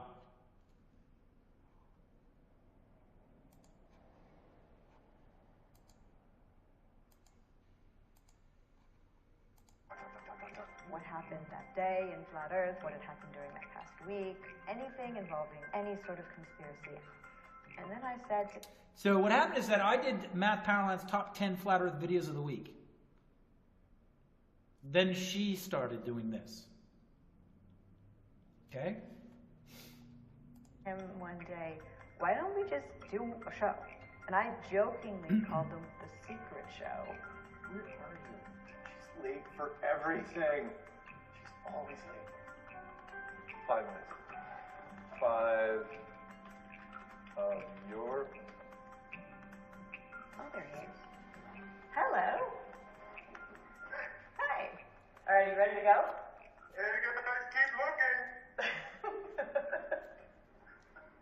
Don't save the best stuff for save the best stuff for the show. Yeah, get your script right. Hello and welcome to Flat Earth and Other Hot Potatoes. This is episode number... You start with the mail, and I'll go in live chat and see if anybody... So we got a Harry Met Sally thing here. We're going to go through it. The VIP thing sold out. What's going on? Kyrie Irving, who plays for the Cavaliers, he recently said that he believes the world is flat. Okay, so did she use the footage, or did Jimmy Kimmel's production have a condition, if you're going to use the footage, you got to be like, you got to skew your documentary in favor of making fun of the flat Earth, right? Or did she pay for it? Because, you gotta get released for footage. She tried to get it from me. I said no. And this whole topic, including these people talking about it, is triggered, dates, timestamped by me. It's mentioned by me, and you'll see even these characters that are like, I know are actors. It's up to you to figure this out, do some research, put it together, look at MGTV's videos, and I'll be providing a lot of information as well. And if you got any more proof, timelines that they don't work out, and I'm going to talk about timelines with what they're saying right now, these two characters on social media, and how they don't work out with this production, like they're saying they're victims of this film, they didn't know they were being roped into this. Well, then why'd you buy plane tickets to go to every screening at every festival out of your own money to watch yourself get humiliated over and over again? And then you pushed it after you saw the film, but now you're saying you didn't know? That doesn't work either. So we're gonna show that as well. Is that a subject that you covered with him? Are you aware of that? How would he know how to broach that topic?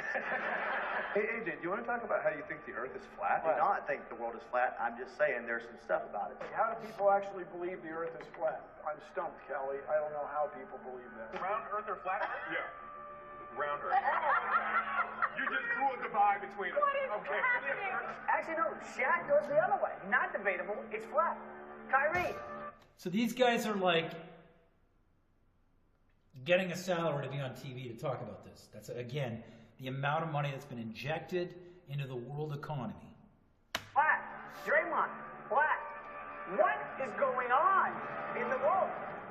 I often like to say that if you gave me... Cue the doctor. We're just talking about how come Antarctica's off limits. I could see things at a distance, and you still don't have any real video. Full Earth globe from a satellite camera, just doing one spin on its axis, just 1 day rotation, right? Because there is none. That's composite photos tricking you that it's a real time-lapse sped up in 6 seconds. The Galileo has been proven to be a fraud. So then this guy, that's the facts. But now it's like, okay, they're not stable because they brought those things up. Okay? No one's seen a globe from space except the people we must believe, astronauts. So it's like priests.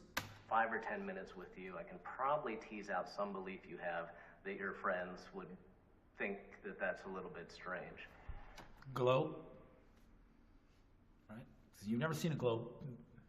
We tend to form the beliefs based on a couple things. One is our intuitions, just what feels right. Another is our subjective experience. Do we? For most of us who look out on the horizon, indeed, it looks flat. That seems like... Well, it's not about that. It's about trigonometry of 26,000 miles circumference. You know, that ground's got to turn into an obstructing hill, like, you know, Mark Sargent paraphrased my work. And if something's not obstructed with the amount of trigonometry that's supposed to happen for, you know, the ground around up to being a 26,000 mile circumference ball, then your trigonometry is not correct, or you're lying about the model and shape of the ground. A reasonable thing. And so you ask, okay, well, why are we saying that the Earth's round? If you don't have someone who's going to give you a satisfying answer, you might well then try to find alternatives. It's what you can observe. You don't need complicated math formulas to figure out. Well, you do. You just need trigonometry. So, I mean, they might show the curvature rate from the point of view, the vantage point of view of a human looking at the horizon. We'll see. We live. The powers that should not be have told us so. And trust us. Believe us. Now, she dated a guy who's going on record saying that this used to be a man. I don't know if he's joking or smearing, but Antonia Subarat says that she came out to London. The relationship did not work out. She was trying to rope him into a reality series as an artist who said the Earth was flat with blonde hair. Does that remind you of somebody? And he didn't want anything to do with it. And he claims that this person went through gender reassignment and used to be a man. And we have. I did. We all did. Something that you see a lot in science is imposter syndrome, which is a phenomenon where the more you know about a topic, the more you feel Pierce your like nose. You aren't actually an expert. You feel like you can't possibly be an authority on this. On the flip side, there's something called the Dunning-Kruger effect. The Dunning-Kruger effect is a psychological finding that people who don't have knowledge or expertise about something tend to have a false confidence that they are, in fact, very knowledgeable about something. It becomes this tendency to assume that you have all the facts, that what you know is everything that there is to know.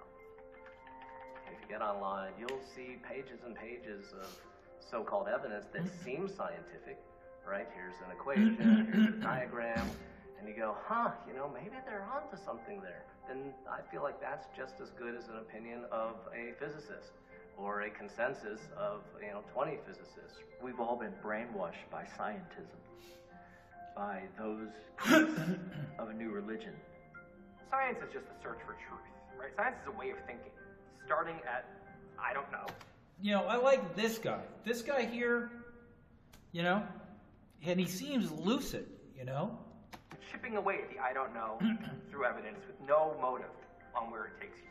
Now, you see the way I'm talking, you see the way he's talking. Watch how they just take certain select clips in some of my presentations, which are very stylistic. They're very entertaining. That's why they're in the category entertainment, okay? For legal reasons. Up with a new idea, and the first thing that's going to happen is 10 people are going to try to figure. So this is an animation they got from somebody else. This is animation they custom made for the narrative they chose to take on of me, my concept. With these people, I warned the producer, I believe, are actors that have been inserted into YouTube to basically plagiarize my work so that they can create a film that will smear everything I propose in a monologue that triggered the world to look into the globe. So they got animation here. Why it's wrong. Okay, it's called institutional disconfirmation. So when you have conviction, it's really well earned. So to have a vendetta against that is a little odd. Science should have wiped us out literally in the first month. And it's the exact opposite. We're not just winning, we're crushing them because they don't know how to address it. Because they're not convinced they can knock it out, they don't want to get into the ring. We've got questions out there which they can't answer. How much time do you... Like photo or painting. And when they do answer, they get tricked into saying photo, but they don't have any reference. They haven't been up in space to see the globe. So if they see an image of it, they wouldn't know. They have no reference. That's been the biggest psychotic break every human being confronted with me has had. And they didn't want it on camera, clearly. Have to spend on every theory that is out there, right? And many times... And that's why you put out a monologue, and nobody can debunk it live or heckle it. So you can get like hundreds of millions of people going out and verifying these statements, which they have. So you can end up taking apart 500 years of repeated scientism. You can analytically, hyper-realistically take it apart if you've got like hundreds of millions of people researching, doing experiments, looking at all the images, and that's what I did. Things that we are debating are not even theories, either because they're not falsifiable, or sometimes they've already... Like the theory of gravity, and then you skip the fact phase, you go to the laws. And the law is something imposed. Falsified. Absolutely ludicrous what they're teaching. You can't feel any of the movement, and they think we go faster than a bullet through space. I'd say take physics. I mean, that's just fundamental. I mean, if you're driving in a car and I throw a ball up in the air, where's the ball going to come down? It's going to come down because the Earth is not spinning. You need gravity to explain why it feels like the Earth is not spinning. You introduce gravity because we don't feel spinning. And if we don't feel spinning, or if you have alleged gravity holding everything to a spinning Earth, then the ball will come down directly. But even without gravity, the ball will come down directly. So he's about to say that, how come the ball's not flying that way? Like it would be if the Earth was spinning and there was no gravity, because if the Earth is flat, it wouldn't go that way. So he's not making sense, and this is why he's still stuck teaching high school. It's not going to come down in my hand. Okay, it's not going to fly through the back windshield of my car. So are there any scientists that are in flat Earth? No. And they can't be. Once you get to a certain level of education, the education system more or less owns you. You're not allowed to do certain things. I mean, think of a teacher. Teachers have to get master's degrees. So think of a normal educator. There's a great email correspondence I had with there's doctors that are flat. They're scientists, I guess. There's people that work at NASA right now on the Mars project that are flat. And they're just taking money. And they're emailing me. Like engineers. It's like, I got one right now. I should show you. It's too funny. I mean, like, I'm going to show you real quickly. I tried to get legal advice from this guy because he's like a whiz. And I was like, you fucking traitor. But then I thought to myself, hey, if they wanted to hire me to fake landing on Mars, humans landing on Mars, I'm probably the only guy that's like qualified to do it. Nobody would believe I did it because everybody thinks I'm a flat earther. I'd probably do it just to see how stupid everybody is. I would do it. You know what I mean? So let's see where that email is. Let me find it for you. Well, I'll find it while this plays. How's that? I'll continue this and we'll get back to it. So there was a professor at the University of Tasmania that one of the pupils challenged seeing sight targets at a distance that would defy the trigonometry to calculate a curving ground that would make a 26,000 mile circumference. He went on a field trip to a certain point and he basically lost his marbles in front of his students. He lost face because the thing he said you wouldn't see, he saw. If they came out and said that, no matter where they were. Have you had any educators come out? No. That's not true. Are there any established professors, like from MIT, who are being swayed? That guy there is with the imposter who said he was Matt Powerland on CBS. He's also the guy who's going to then claim they sent up something like a satellite, because he used to build satellites, he claims. But then he's going to claim in this film that they sent up a satellite to see if there was a 15-degree declination in the Earth. Like, we'll look at that. But it was all cartoons of his claim. And it's like, this man here, I've even engaged on Facebook, saying, you know, why are you walking around with a gentleman's coat, you know, playing, you know, pretending that you're the man with all these little boys. There was just no response. This is another bad actor, very, very weird actor. And then I said, hey, I've got this huge space here. Why don't you guys use it? So I've made many offerings to these people to see if they're sincere. No, they just keep me on Facebook to make it look like they're friends with me. It adds credibility. So I don't know who's who. My Facebook is down now anyways. So I'll just keep watching these guys, because you're going to see that how they don't even give this guy's name. That guy's name. They won't even give his name. There are, and even if you're... And I imagine that he had to sign an interviewee release form, and I don't think he signed it Flat Earther or Infinite Plane Society. So, and if he didn't sign it, and he doesn't have any problem with being in this film, and he's the only one they don't write his name, you know? Very suspicious. So,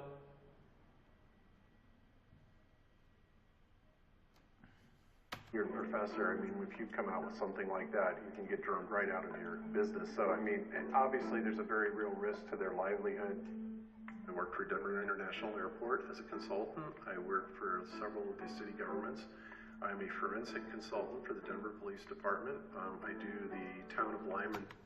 okay, so I didn't hear this the first time because I was so furious with the other things.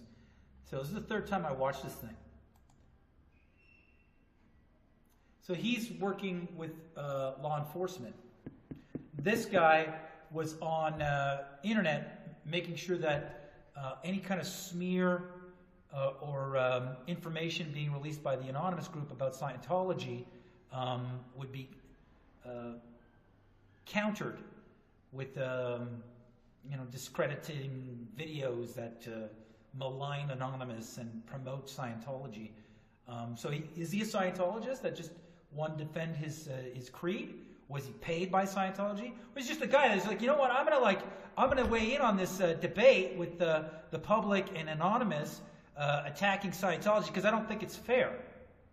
Like, who would care to defend a religion they're not a part of unless they're a paid cyber agent to troll, or paid troll for hire?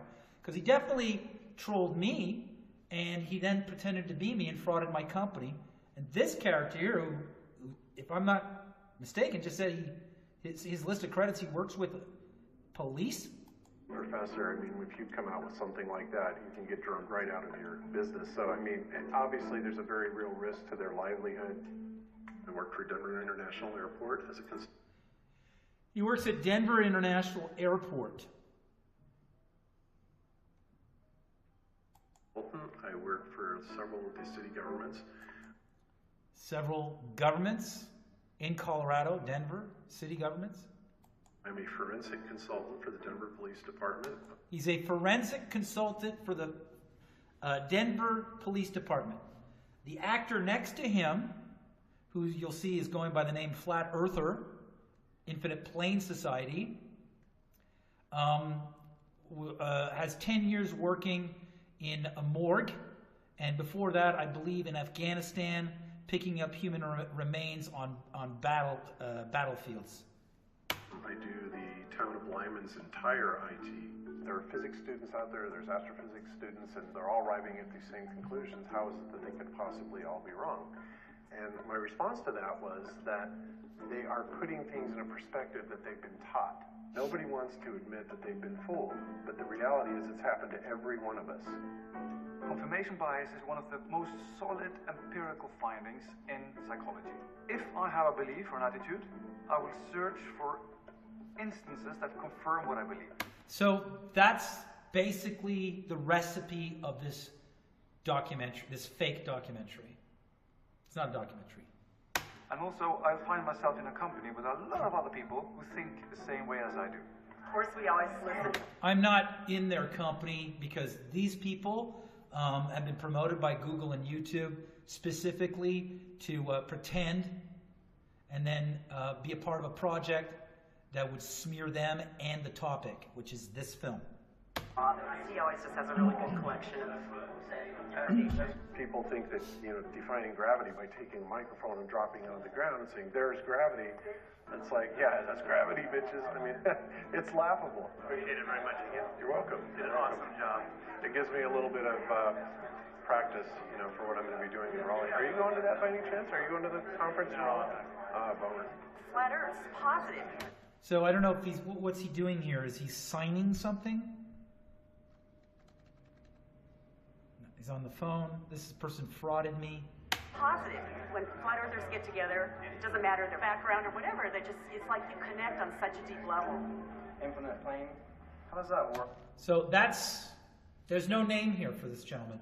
So again, this person's like hiding out within this subculture. And then a week before he goes on CBS and says he's my company, my brand, my website, my name, and CBS does no fact checking. He's still incognito in this documentary. As far as a dome, celestial. Yeah, Mark Sargent asked me about that. I'm not going to assume there's a dome until somebody can show me the curvature of the sky. Until I find out otherwise, I'm just going to say infinite. A lot of infighting becomes something of a lot of factions. We can't have agendas diverting us from the fact that... So it's a classic technique that if somebody's going to co-opt the revolution, it's like you're either with us or against us, but the people that are saying us are the infiltrators. So then they make you look like you're divisive, but it's like, I didn't want to, if you're the real McCoy, you don't want to unify with fakes. You don't want to unify with people who came in after you that are now twisting what you're saying to fulfill a narrative that you're insane, you're crazy, or you're pranking the world, or you're just a comedian, or you're off your rocker, or whatever you think these people are going to lend themselves towards, especially that narrative. Like a real person's on guard with unifying or allying with these people. I don't know these people. And each one of them did something unethical. He lied to me about, talking to me with an agenda to pretend to be me on CBS. That's a lie. These people have misrepresented themselves in close contact with me on the record via email with their actions publicly over and over again, including the producers of this film. And I told the producer of this film, I don't know who's in your film, so I'm going to have these conditions because so-and-so and so, this guy frauded me on CBS, this guy da-da-da, and turns out they're all in the film. So I was right to have those conditions. And I was right to be paranoid because the film did exactly what triggered me to concern myself concerning these people. This is not a real documentary. We don't know if the world is, in fact, a ball or flat. As you're looking at the model, you're looking at all the different possibilities and making it come together and work. When it becomes about fighting, oh, you're lying about this, or that's not true, to me that's not productive. Okay, so if somebody's going to fake in order to take down what you're saying, that person's going to say, let's all unify with me, obviously. And if I'm the one who started it, and I don't want to unify with them, you should probably heed my warning. And that's what I said since 2015. These people are fodder for an event, and then there's going to be a film crew that's going to film the event. And we're going to get to the event that was put on by Metatron, which is the crux and crescendo of this film. It centers around leading up to that, which is a conference. Flat Earth has camps. It is not unified by any degree. 70% of them believe. So more animation, indicating there was like cell animation production, which takes time. You know, you have to hire them, you have to book it. Can't just get all your footage and it's like, okay, 1 week of all this animation, we are on a Starline, okay, boom, Hot Talks documentary Toronto. You know, you edited an entire film in like a month and a week and did the cell animation to boot after you collected your footage and then got it into the Toronto Hot Docs Festival? Because you were negotiating with me up until like October, November. That this is covered by some sort of dome. The other 30% believe that it's not covered and there's just more versions of this outside. I use Life of Brian as the one of the metaphors for how Flat Earth fragmented when it first came out. When he was running away from him when he drops his shoe. This is footage. So when I said I have to be on camera 25% of the film, if they already chose to have him 40% of the film, that would leave no room for their narrative. They basically chose him describing this, and then spent money to get the rights to air footage from the film Life of Brian. So a narrative was set up for me to be second fiddle or some marginal crazy. I sent out the conditions to see at what point this was a contrived film and not a documentary. And here they are paying for this, but saying we can't pay you your per diem, which would have been my legal retainer in case they violated my conditions. I asked for money to be there in my studio, especially when they're going to be making millions off these fakes and using my likeness without my consent now and violating copyright. Wow. Instantly, within, I think, less than 90 I mean, seconds. I've never seen a documentary film with a character that's promoting so many films and then showing the clips of these Hollywood movies. This is like a parade of Hollywood productions and companies trying to thwart off, you know, the spread of Flat Earth on behalf of science and the establishment. A series of religions formed around the dropping of the shoe. Let us like him. Hold up one shoe and let the other be upon. Oh, no, the shoe is a sign. You know, unless, again, the Life of Brian owners, John Cleason, says, sure, you could use it as long as you're not trying to say the Earth is flat now. And that was a condition that would conflict with, you know, the originator of this entire topic, which would mean this is a propaganda hit piece. Yeah, can you sort out the argument here if you're any kind of expertise in legalese, in copyright? Like, there's a conspiracy going on here to violate an artist's work and smear him while they make a profit. This is a very virulent form of copyright infringement, and it's going to be very hard for judges and lawyers and the public to really wrap their head around it. But I predicted it. How did I predict it? And I have a witness, an actual documentary producer, Diane English from Scenario Productions, who I told back in 2015 that this is how they would try to stop my expedition film. It's fucking pathetic. We must gather. Nobody listened to me. These people said I was paranoid while they do exactly what I was warning the public about. Infinite plane. She's upset, but here's the deal, Nicole Cote. She didn't sign an interview release and she was never approached. You're on a commons platform. You're on YouTube. It's a commons platform. See him back. I guess it's a doll. Hold up this angle like he has a Enclosed system. Yeah, exhibit, we're going to say exhibit B after the correspondence. No, barely any commons indication here. You're in a confinement model like the globe was. Take the shoes and follow him. There's competition everywhere.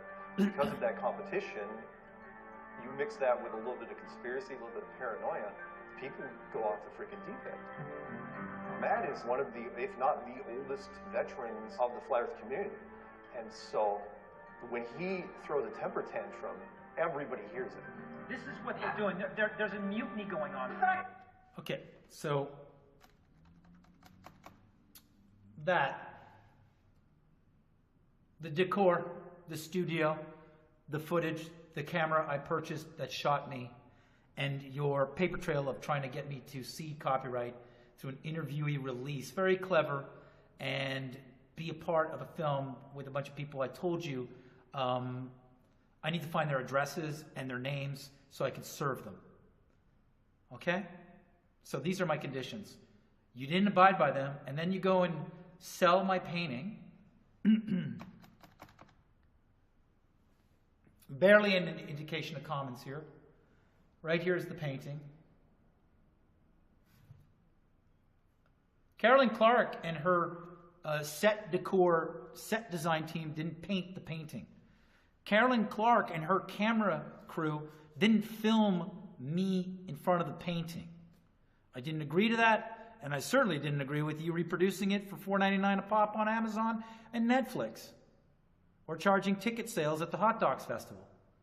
So this is, okay, the main reason of copyright infringement. Definitely the whole crux of this fair use presentation. The fact that you're here is like raising a red flag. Who am I? My name is mathpowerland. So here's the admission. There's no comments. It's the same painting right here, as you can see.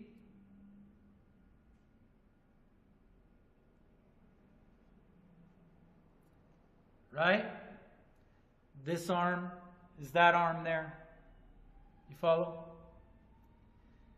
This person is me, the person they tried to have cede copyright of his likeness and his work, okay? And his image and his mouth and whatever ideas he would convey on camera through an interview release form I did not sign. And there's no comments. And here's the admission that I'm the originator of the entire topic of this film. And they have on record an email saying they decline paying me the per diem and my conditions, but we have them to be determined somehow accessing footage from major Hollywood production films, either by acquiescing to a condition by the production company that has ownership of those films, Truman Show, Life of Brian, etc., or paying for that footage, indicating a narrative. And therefore, this is not a documentary film. This is a propaganda project, which is in violation of the copyright of this work, this original work of art called Hands. So let this be Exhibit 3, or C.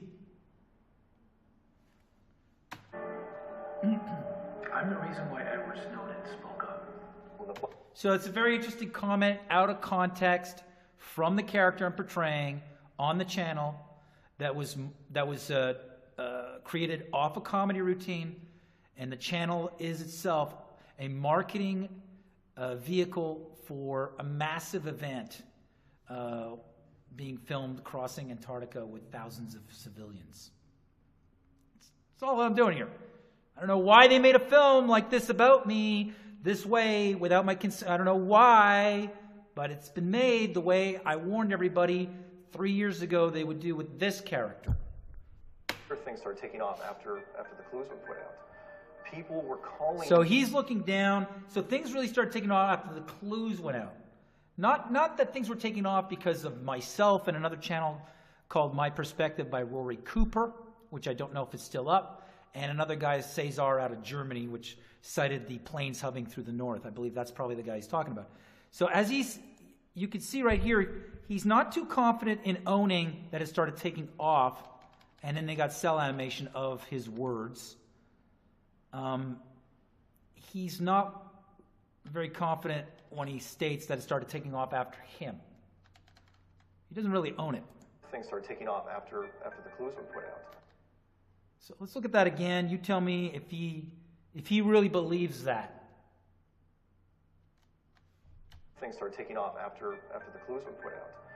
People were calling me, asking to interview him, because I was one of the only people that knew Matt's phone number, and he's doing the whole. The point of the matter is that he did what I said he would do, And when I said that, it was 2015, like January 2015, according to Diana English, she's going to be a witness. Because I phoned her right after I talked to him on the phone, and I filmed that recording in the documentary This Crazy Notion. I called Diana English immediately after. Not on camera in the film This Crazy Notion, but the footage of me calling Mark Sargent. That's in This Crazy Notion. In real time, in real life, when I filmed that, immediately after that, I called the documentary producer, Diana English, that I was working with, and told her, this guy sounds like somebody created a character out of Hollywood to pretend to be a YouTuber or a regular civilian so they could have reason to hijack this. Aloof artist thing. It's like, oh, no, I don't give interviews. What do you think they're follow-up? So that's not true. I did give interviews. So here we got this actor who I don't know. I even drove from Tampa to Boulder, Colorado, and I have the email correspondence when I arrived in Boulder to meet him because he claimed to be in Boulder, and he didn't answer his phone, and he didn't email me back. I never met him, and I went out to meet him to see if he was real. Here he is saying, I don't do interviews, talking on my behalf. Well, how about you? Do you want to talk about Flair? Sure, why not? Here's my spiel. Matt lost it. He went atomic. He did a series of videos and called into another podcast and was streaming live, called everybody out. He's convinced that I work for the government, that you, sitting here now, apparently this is a government safe house. Now, government or a contrived production with the agenda to co-opt the narrative of an expedition film that's being triggered by a comedy routine. You decide. I mean, you could look at the acting there. Everybody out. He's convinced that I work for the government, that you, sitting here now, apparently this is a government safe house, and I am on the payroll. It doesn't seem like he's really convinced that he's passing that one on to the public. Matt wanted to be the king of flat earth, but he wanted to do it on his terms. Started this. I'm the tension that caused the flat earth. That's how the flat earth started. Which is not what... So then you got my wife in the background, and, just taking extracts of, like, I do every emotion with this character on my channel in the category entertainment, right? And I denied you my participation in your work because, these kind of antics. I don't know you, Carolyn Clark. So these extracts, right, out of context, with artwork, my likeness, when I said no, because I knew they were going to be doing this with this guy. And to this day, they call it paranoia. It's like, you can't call it paranoia when everything you accused me of being paranoid thinking, you did. We must roll back the reins from all this. It can no longer be called paranoia when your project and everybody in it is doing exactly what I said they would participate in to dismiss me, the routine, and this trigger to cause a huge world peace expedition of thousands of civilians crossing Antarctica to measure if it's a globe and we're all on one ball or it's a flat plane. So this is ruining that project. And they're lying right now that I'm paranoid. My paranoia was based off you being part of a project that would make me look crazy and then smear me out of context that would violate my copyright. And you're a plagiarist, and you all along were going to participate in a project like this. So now to still say that when everything I was concerned about has come to pass is now slander. It's not paranoia, you did it. It's defamation. That's a separate case. Happening here, you just kept growing bigger and bigger and bigger, and his voice just became lost in the wind, to where all of a sudden we started, the conference was announced down in North Carolina, and he was invited. Okay, so these people invited me to a conference with my talking points from a comedy routine. I wrote back, you'd have to cover accommodations and my flight out. They said they would not. Then I found out they were selling the tickets for $200 and were sold out. So he's lying again. And he said, no, I'm not going to do the comment. Why should I be in a room with you guys? You're nothing without me. That whole stuff. So this is defamation, character assassination, and slander. Now he could say, well, but you're in the project that you now are still stating I'm paranoid that you would be in, but you are in it, and you're doing exactly what I said you would to a producer in January 2015 called Diane English. So you're doing it. It's not paranoia. You did do it. And I'm on record. I'm on video saying that. I have people warning them that this is where you're going with this project and that they would try to get me to cede copyright with some sort of contract. I never did. This production went forward and then still used my images, and then they made a complete violation. It's no longer any indication of a public commons platform. They're going to try to change this at the last minute. Damage has been done. You violated copyright. Okay? And dance, and that was just annoying. So now it's getting more serious. Mark Sargent is what I always thought. He's been sent in kind of an intelligence fashion working with Hollywood. Well, Mark Sargent's not Mark Sargent. It's Warner Brothers, you idiots. And I told you. Warner Brothers has a deal with the Pentagon and the CIA. Matt went on a complete tear. I don't know if it's working because, there's a lot of players that would be threatened by a comedian in which the monologue he presented, photo or painting with NASA imagery, the public has no clue whether it's a photo and turns out to be all CGI. I think the Pentagon, intelligence agencies, academia, Hollywood, scientists, I think everybody would be on alert that the model of reality is now a target. Right? And it is. It's been a congressional hearing where Congress has forced YouTube to put disclaimers on flat earth content on YouTube. So how outlandish would it be to say that, a Hollywood company is working with human intelligence at the Pentagon to make sure they control the flat earth narrative so it doesn't spill over into the coast of Antarctica with millions of civilians trying to cross to prove and measure it. Or that he would have revenge. Whatever, dude, you're still not coming to the contest. He's just thrashing. He's trying to tear everybody down and he can't. In the grand scheme of things, it's not a big deal, but it causes ripples with the ground troops. We're trying to look for stability to get to the point where it's accepted. We're trying to get the stability where it gets accepted that you're in an ice wall, Truman-style glass dome, but never any application of the scientific method, where for human beings to prove the Earth is a curving sphere, is just a north-south expedition across Antarctica.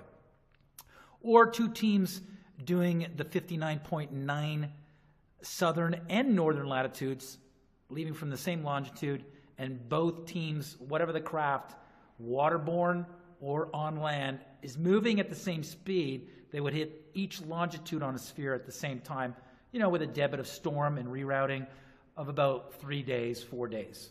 If it's always laid in the southern hemisphere, then it's a hemiplane.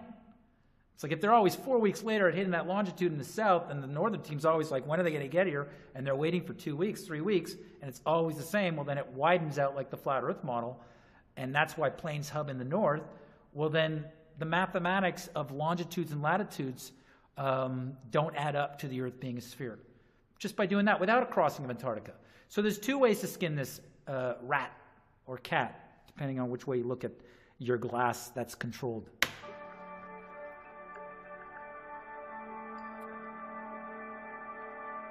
So here they got, when asked to appear in the film, Matt stipulated that he received $5,000, 12% of profits. No, so all the profits on my monologue and a topic I triggered through a comedy routine just go to you, Carolyn Clark. They don't go towards any kind of research or me who wrote this. They just go to you and your fancy car and your next Hollywood production. Is that right? And then you get to reproduce the painting that I painted by hand and sell it on Netflix and on Amazon with the help of Jeff Bezos, who also has a conflict of interest because Amazon owns Blue Origin, which is a aerospace company. So let's look at some more of this. And this could have been negotiated. I just wanted to see at what point these people were going to, do a smear video and have me see copyright. So they stuck on this like I was some money-hungry control freak, creative control. Well, it's my monologue. That triggered the entire topic. You even admitted that I'm the originator. And we also have a correspondence. There's just a total outright declination of any of these conditions and nothing to negotiate, which proved to me that you had a narrative already set up, Mrs. Clark. So 12% of profits, creative control, a guarantee that he'd be featured in 25. That's to find out if you had Mark Sargent as your central character. Like I said, Mark Sargent was sent into YouTube to be the spokesman for my work. So they wouldn't be a direct copyright violation of the Flat Earth and this monologue. You'd have this guy who showed up mirroring the idea. And that we support his unverified claim that Mark Sargent is secretly a Warner Brothers executive using an alias.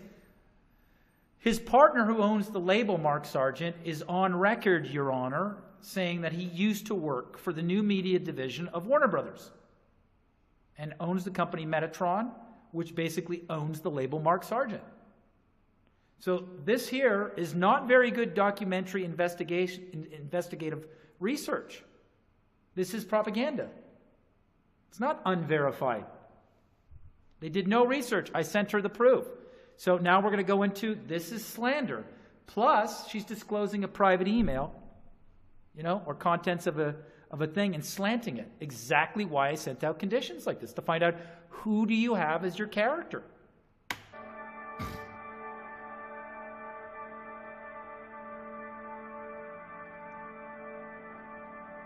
MGTV has that, if you go searching on MGTV. You cannot believe a flat earther theory without believing in some giant conspiracy.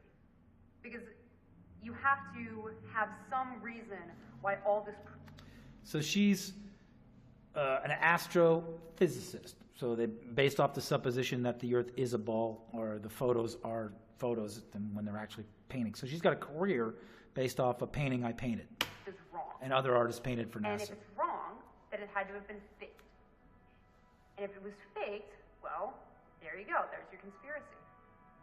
And what I always am most curious about is, why would someone bother to fake all this? Well, if, land is opened up, or claimed to be opened up by Columbus, which was part of one of my conditions, and he was Italian, but the Italian royal family wouldn't give him a budget to have 6 ships go for a Northwest Passage, or a new way to China if the Earth was indeed a ball.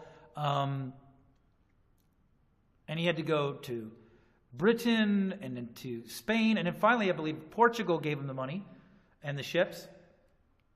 And then he goes across the choppy waters of the Atlantic and then discovers Cuba and then America.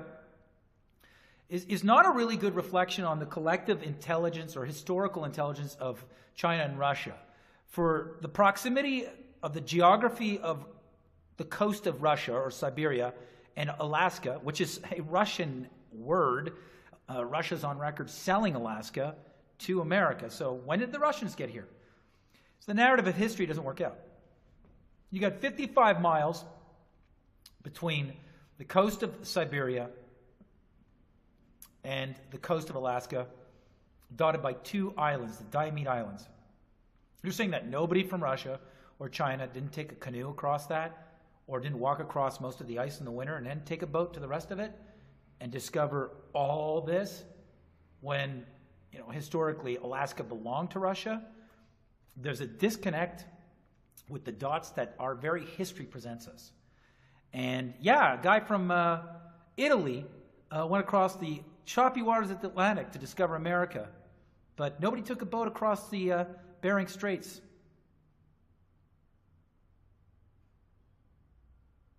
There's a topic point I wanted if I was going to be in this film. They didn't put that one up. When it comes to science, think of it this way. If you have 450 years of them showing you it's a globe, how much is that worth to them to keep it? It's worth So everything. that's Denmark. a direct line from the routine.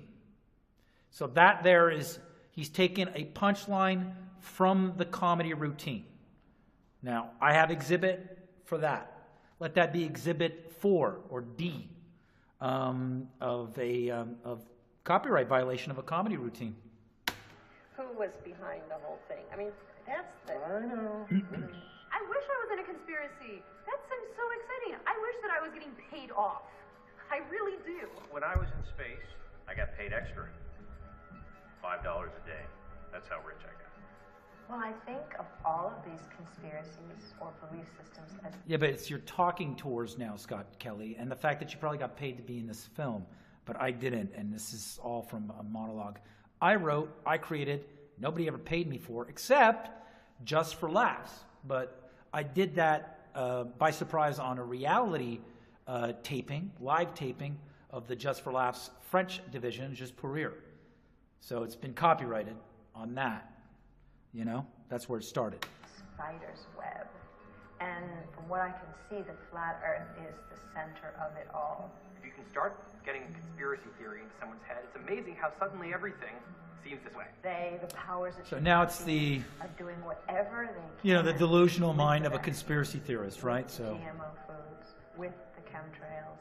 The transgender push in the media, that they're trying to turn all the guys into girls and girls into guys. Even the fear that there will be hijackers taking a plane and putting it through a building.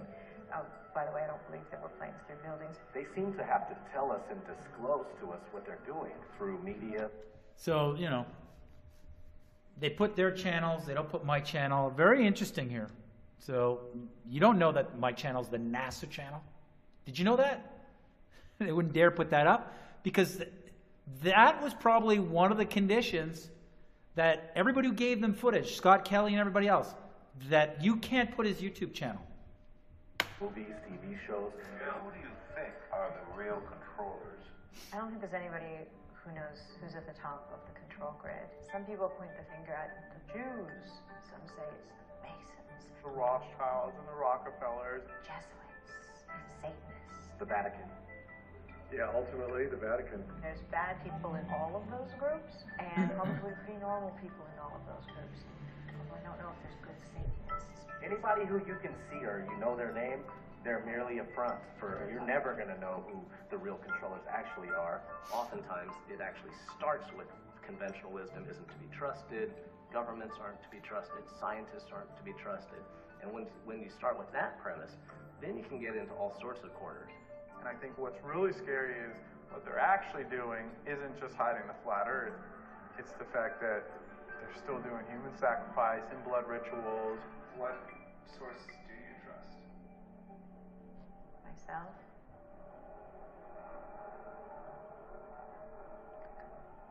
That's it. This is narcissist. I jokingly said if there's an event like I'll just use Boston bombing again, I'm not going to believe any of those events are real unless myself, I get my leg blown off. For many people, no matter what evidence you throw at them, they can come up with this more complicated and, in I think most of our eyes, less believable hypothesis. I get amateur astronomers will say, I can see the moons of Jupiter. Go to a planetarium. Does Jupiter look like a sphere to you? Who's to say that when you walk out of that one... First off, you don't see that texture when you look through a mechanical telescope. Only through like digital telescopes that hub through GPS, and then there's like a delay. Well, an image could be fed onto your computer screen when you hook up your telescope now to your computer screen, so you can get a screen that screens the image of Jupiter. It's not a much bigger one. Above the clouds, it is a display system. There's this huge mound of evidence that most of us come to accept that really requires that you go... That's the evidence. When you look at it pound for pound, at the end of the day, that's what the comedy routine's about, is 90% of your evidence is visual proof. The visual proof is flat imagery.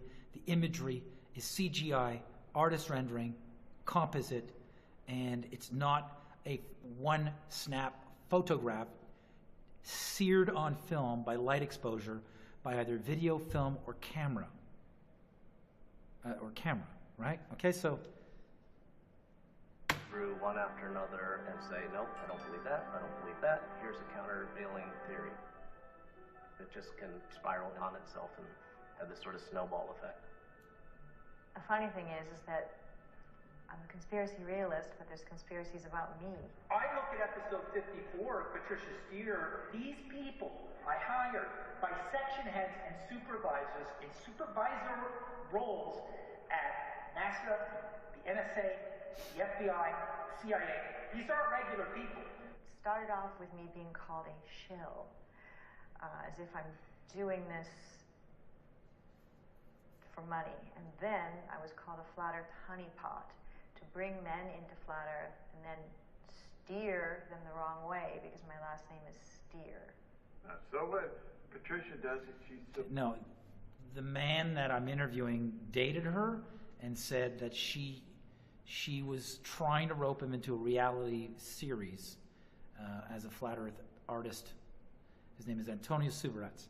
And he also later on revealed that he felt very embarrassed because he's 99% sure that that used to be a man, and she went through gender reassignment, or he went through gender reassignment. Pretty hell, all these guys. But that's a part of the lure of narcissistic, psychopathic women. I never thought that the name Patricia, which is my first name, would be spun into the fact that the last three letters are CIA in the word Patricia, which means I'm in the CIA. I didn't see that one. Because the government would be that dumb. But okay, if people want to believe it. Other things that have been said. I mean, I feel really bad for her if she's real. The problem is that she's a very good one if she's a sociopath. And there's a lot of indications that she is. And sociopaths, like, they're difficult to detect because they pretend to be like you and I. So there's going to be some another exhibit with her character where I kind of expose that she's a liar. You're going to see that after this film. I'm a reptilian, and people see my eyes shape shift while I'm on YouTube.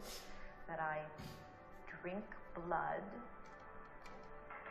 The most recent one is that I'm transgender. Okay, so she's talking about this. Is the guy who dated you. I even threw up a question one day. What's up with Patricia Steer? You know, because I don't know, but I don't know. Now, the thing about all of these things is I can't prove any of it wrong. But she's not a transgender. I've shown people my birth certificate, my driver's license, photos of myself as a child, and they'll say, well, if you're CIA, all of that stuff can be constructed.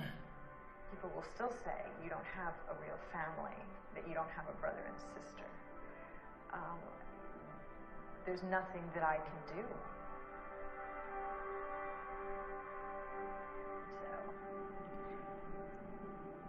Anybody can believe whatever they want to believe about me. So then she's stuck in what she's claiming, you know, with herself. No, they're lying. Or are they so conspiratorial? You typed Flat Earth into YouTube at the beginning of 2015, you came up with 50,000 hits, roughly, right? No, that's not true. Search results.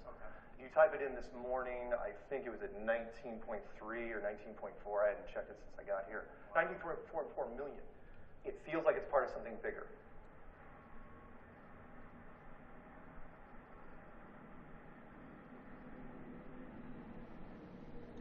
So this, I'm going to skip this. This is just a guy who's just, you know, here it is. Great artist. He got, you know, roped into this. Good for him. Making wooden bikes. Nice guy. I don't know. I really don't think that this guy's. And I don't know how it happened. This guy's a real. They're going to mix with real people here. Channel called Globebusters. Really, the goal was. This guy here is going to do one erroneous experiment after another. And then I was like, Bob, do you want to do like a weekly show? This is where I broadcast the Globebuster show from. We do our show once a week, every Sunday, We are A lot of money there from law enforcement for that. scientists. We have done several experiments that show the Earth is flat. I mean, I think that the scientific method is the best way to get to the truth. And I just want to feel comfortable in things that I believe. The difference between being skeptical about something and being in denial is very subtle but very important, right?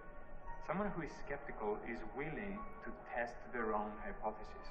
Their own Expedition assumptions. film. They're actually looking for So the this truth, whole film is about even if it shutting turns down out that they were what wrong. I intended to do with this comedy routine. An expedition film of flat earthers, globalists, all different teams racing across Antarctica. This film is there to defamate this concept, to drown it out, and dismiss and contain me. That's what this is about. Gaslighting, traumatizing, psychologically harassing me. I don't know these people. I did a routine. I have a brand. I have a channel. And I have a goal. And these people are making money off of it, and I'm not. And then they try to say I'm into money with a legal retainer budget in case it would make I'd be smeared. And then you do some kind of process of collecting evidence, of thinking, or whatever you want, and you end up at a conclusion, point B, that you believe is true. Okay? Science is the arrow. That's all science is the arrow. Science is The arrow would be us walking get to conclusions. south. But what we found is when we... And not that guy who turned right from Oregon who was on Joe Rogan and did like the thinnest, you know, like coast to coast continental section of Antarctica. Come on, man. Now, obviously we were taken aback by that. Wow, that's kind of a problem, right? But there's a whole other way to think, which is that you start... So he's having this kind of giggle like there's a problem in the... You have to understand sociopathy. You can't understand it. It's they mix amongst empathetic individuals who have morals about caring for the other human being and getting to the truth. They mix in, they're opportunists, they do it for profit.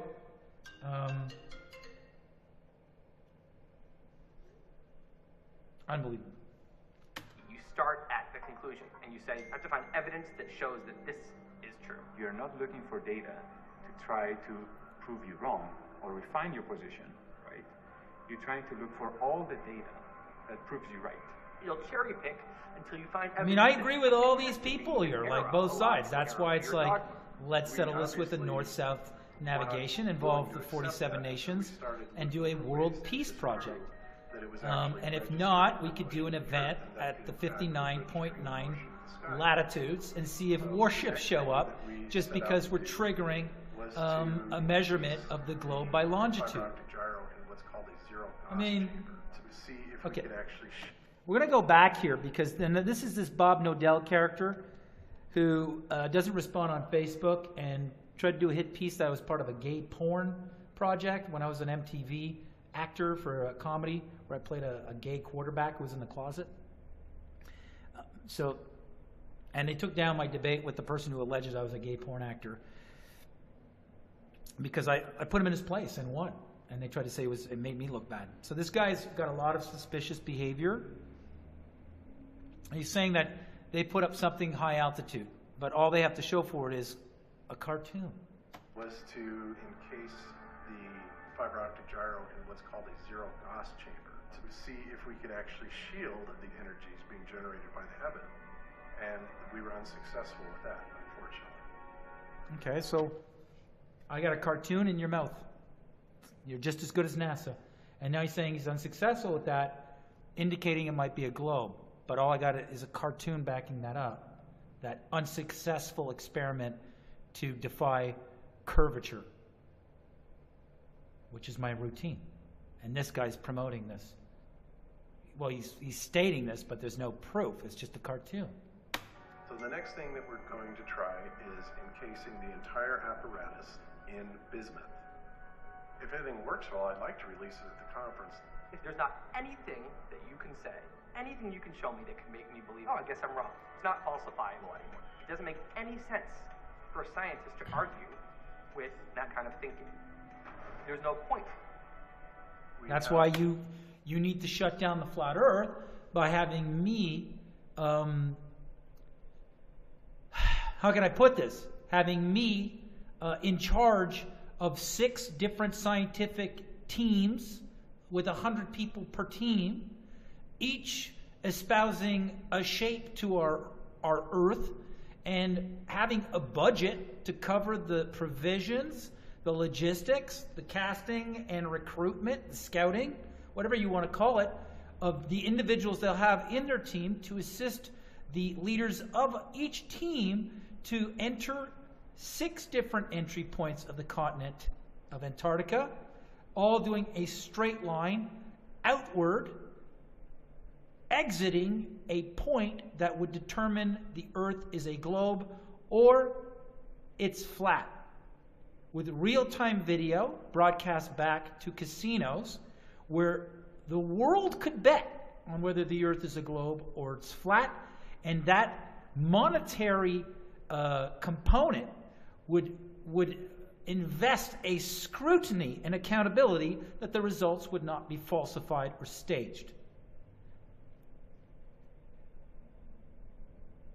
People could bet maybe through a cryptocurrency called Flatcoin, where we would see a purse accumulate on the side of the flat coin, and then once we would reach a certain amount of investment, it would be put towards the expedition.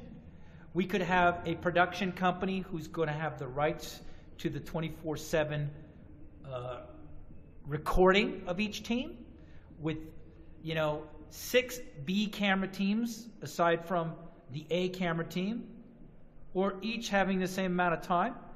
And in the series and the advertising dollars on TV would offset the $1 billion or $846 million that would be awarded to fund the 6 scientific competing teams.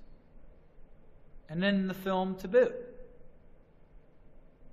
I've gotten pushback on this method from every aspect, every walk of life, every industry, and every science. And Hollywood, I knew, would always be the weapon to put this in a closet, shut me down by making me look crazy. It's like, this is how you prove the Earth is a ball with humans on the ground. And to see it twisted and co-opted in the manner in which I predicted it would be by these characters, while all along they said I was paranoid they would do this and they would participate in this kind of project, is now slander. It's defamation. It's an attack on the scientific method that every human on the ground could participate in or watch many civilians prove to the world it's a globe or it's flat. Being able to prove other aspects of it. And so it's not unreasonable that... So he's been able to prove other aspects of it while he's proven it's a globe. So this guy here looks like he's chickening out on camera, or he's been a law enforcement plant to steer the narrative all along. For us to continue claiming that the Earth is flat. He's just still in the game because I'm still in the game. If I left tomorrow, these guys would all go back to the globe by PR. Watching a movie, these guys watch a lot of movies. They're delusional by Hollywood already. We're ready to go live once I hit the go live button. It might take a while because we have a bad connection. Hello? We're here. It's Patricia Steer and Mark Sargent. Hello. We are in Houston, Texas at the Houston Space Center. This museum that we are in. This is it. This is the entry. This is the entry. Whoa. Okay, this is impressive. You throw the General Inception soundtrack on anything, it makes it sound way better. Mark Sargent. This is impressive because of magnitude of size. Wait. We're the only ones here. So you want to see how big this is? We're the only ones here. Can I have it? Yeah, I know, this is the one that NASA gets to come. No, it's a safe answer. I'm going to take a little different direction. I don't think I'm a celebrity, but yet when I go to public functions, I run into people that do the deer in the headlights. She's just staring at me, and I go, what? So there's a lot of talking about how they're celebrities off of a monologue I did on stage. Seriously? And then they'll have asset sock accounts come in, you're jealous and gaslight me, or you're just... It's like, no, this is called copyright violation through a second party. Third party copyright violation through an intermediary bad actor. Yeah, and she had that whole thing. Must be a very pleasing feeling because you've affected her life. Being on with me doing the secret show has made your face more recognizable. And being on with you on Strange World was sort of a way that people got to know me a long time ago. So we've been having a love. The rotation is not looking good at this point. Day, the last event, really the last event of the conference, Patricia and I are going to be hosting the video awards show. But I don't want to go. Can I just stay? You had a nice time, right? I did have a nice time. Yeah, I had a great time too. It was pretty fun. Last time.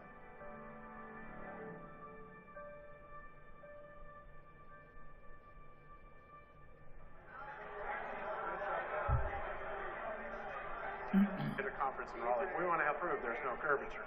And if we can do that, it's game over. But the rotation is not. So curvature being proven will be done by, again, no witnesses and a point of view human beings can't access, or it's always limited to one, and then the claim of one or a group. We're talking about just on foot and by boat. Open up Antarctica, work with the 47 nations. The globe is putting us on the brink of World War III and economic collapse and climate chaos. But we have no video or film on the globe having a climate crisis. We should all have cameras on the globe if it's going through a climate crisis. That's the one. That would be the first order of business if you can send equipment at high altitude to study the Earth or study space. Study the goddamn Earth and its fucking climate crisis. Part of my swearing here.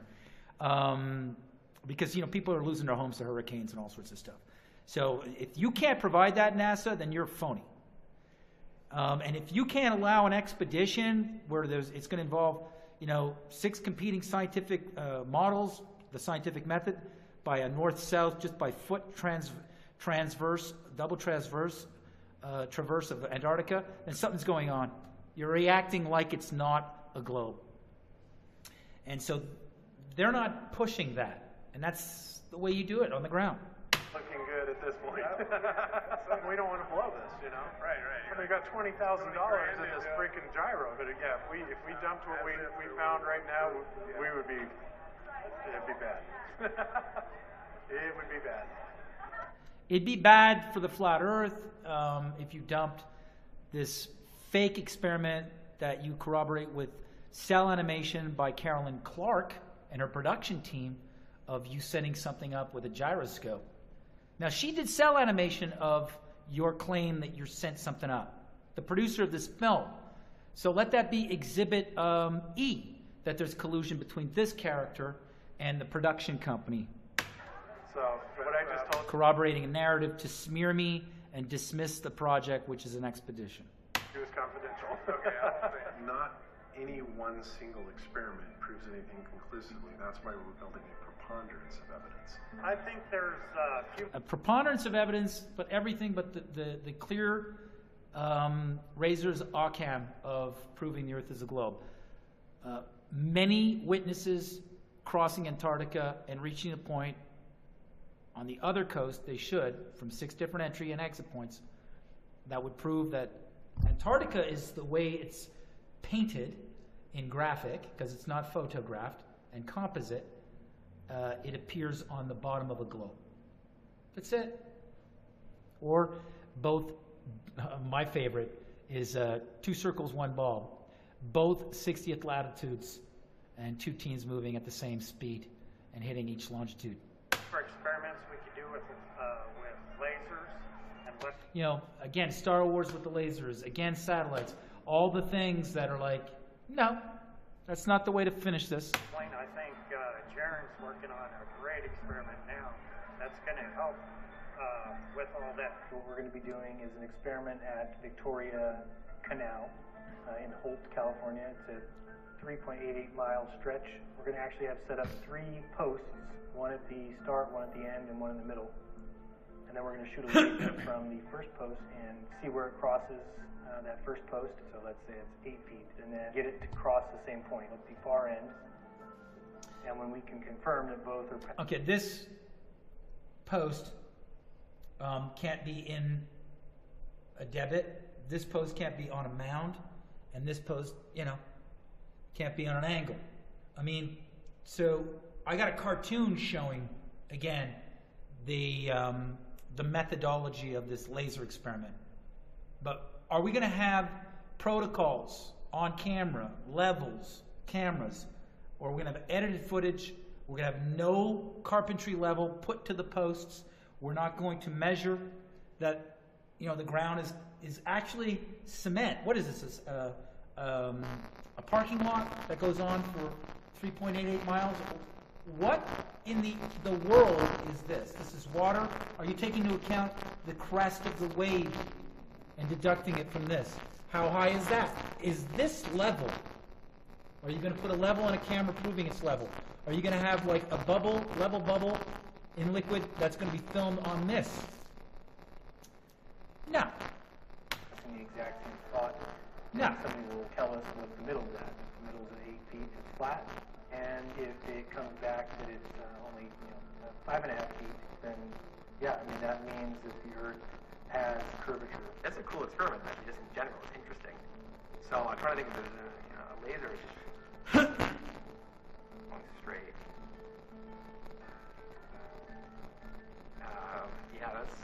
They're in trouble here. So like the laser, like for your catechins would be 5 or less millivolts. So this is 3,000 millivolts. The beam will grow as it goes further. They're like starting to ban lasers now, by the way, because it could go into like a cockpit of a commercial plane and blind the pilot and crash it. There's so many things that go wrong. I think I didn't give enough credit to people who do experiments. Usually they have a way to say, well, I don't know that but it's rare to hear something which is performed by them and it's just so obvious. There's just no other way to look at it. So I'm curious to see what happens. So it's really going to be interesting to show you how they handle it. Are they taking into account if it's a canal of water? Is it like a cement canal? I mean, is it deeper where they're putting one post? I mean, there's a lot of things protocols you need to have on camera proving that these poles are in fact, on the ground and at height, right, in correspondence with the other. As flat earthers feel that we have several smoking guns. Several. We're only smoking gun if there's no video of the Earth in one rotation. Full 24 hours, full frame. Seared by light exposure on camera film or video. Okay? And all your globes are paintings, and people think the image of the globe I painted is a photo. Okay? And there's a paranoid security buffer at the 60th latitude where they don't allow just anybody just to cross and measure. They select who, and they tell that person where to go. That's all you got. And then you got a moon landing in 1969 where they just look as guilty as that. We want to have the whole package between the lasers and the fiber optic gyro. This technology. Plus, 99% is like the imagery that goes these. The model of the heliocentric model is. The heliocentric model is artwork and CGI. They would like us to believe that the ball Earth has been proven for a long, long time. This debate raged on for centuries. Here in the U.S., millions are getting ready for a spectacular death. So the eclipse, the moon had a 70-mile shadow. That doesn't correspond with an object casting the shadow. The shadow's always bigger than the object casting. So how is it smaller than the moon shadow? It's war right now. They don't bring that up. That's the next hot debate. In fact, the Philadelphia Voice, a newspaper, just did their thing, and they contacted me to Filibuster. What they don't know is the guy from the Philly Voice is also that line from Spectre from James Bond. You should know about us. We're flashing, flattering. Except photo or paint. This was done by a completely different flatter chapter, and the fact that I'm saying flatter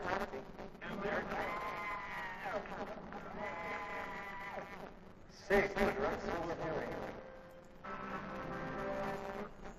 when I saw this, it's like, oh yeah, of course that's what the shadow doesn't correspond with the diameter that it would correspond to an object they claim the moon is, the size of the moon is, and its distance from the Earth and the Sun. That should be making a huge shadow.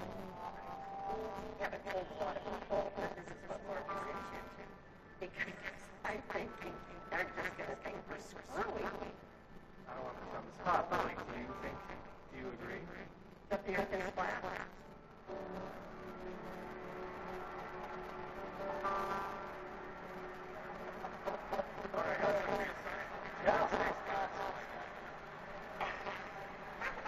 Facing harmless mold.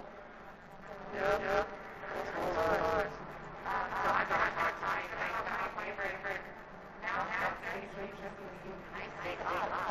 Because science is different than the shit that we have our lives. So I felt something, but I made sure.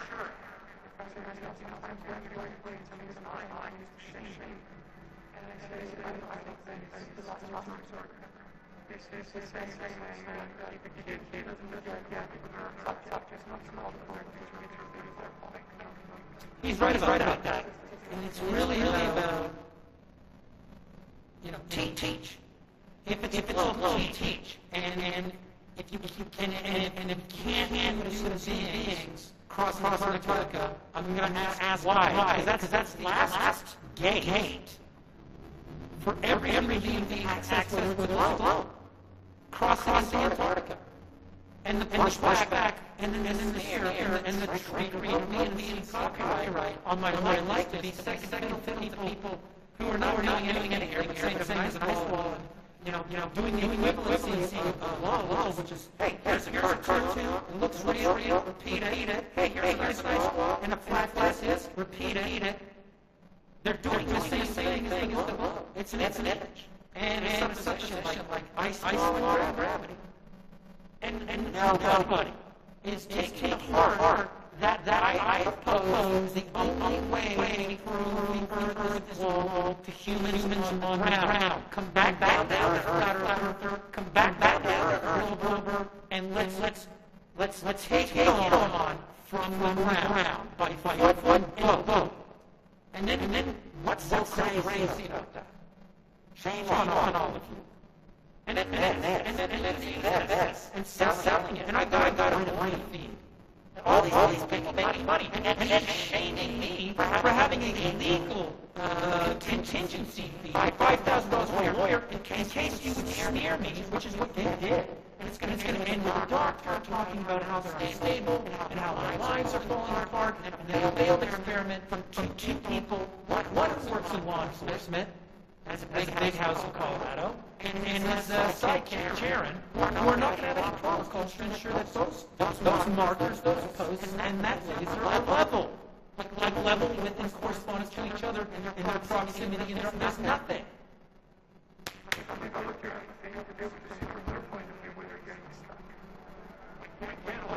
Getting stuck by the fact that you arrested Orlando Hoyt for going unannounced without a permit on the anniversary of his countryman Livingston's trek to the alleged South Pole in 2011, and how you got to take a cruise and only go and look at the penguins here, and you're told where to go in Antarctica, and there's 47 nations that got missiles pointed at each other where their populated centers live, but they're getting along, keeping everybody out in Antarctica. They're pointing missiles at each other over Europe and the South Pacific theater of war, but they're partners up in the fake station, the space station. And Russia and America are slapping sanctions on each other and carving up whose side you're on with the world of, concerning Syria, Israel, and Venezuela.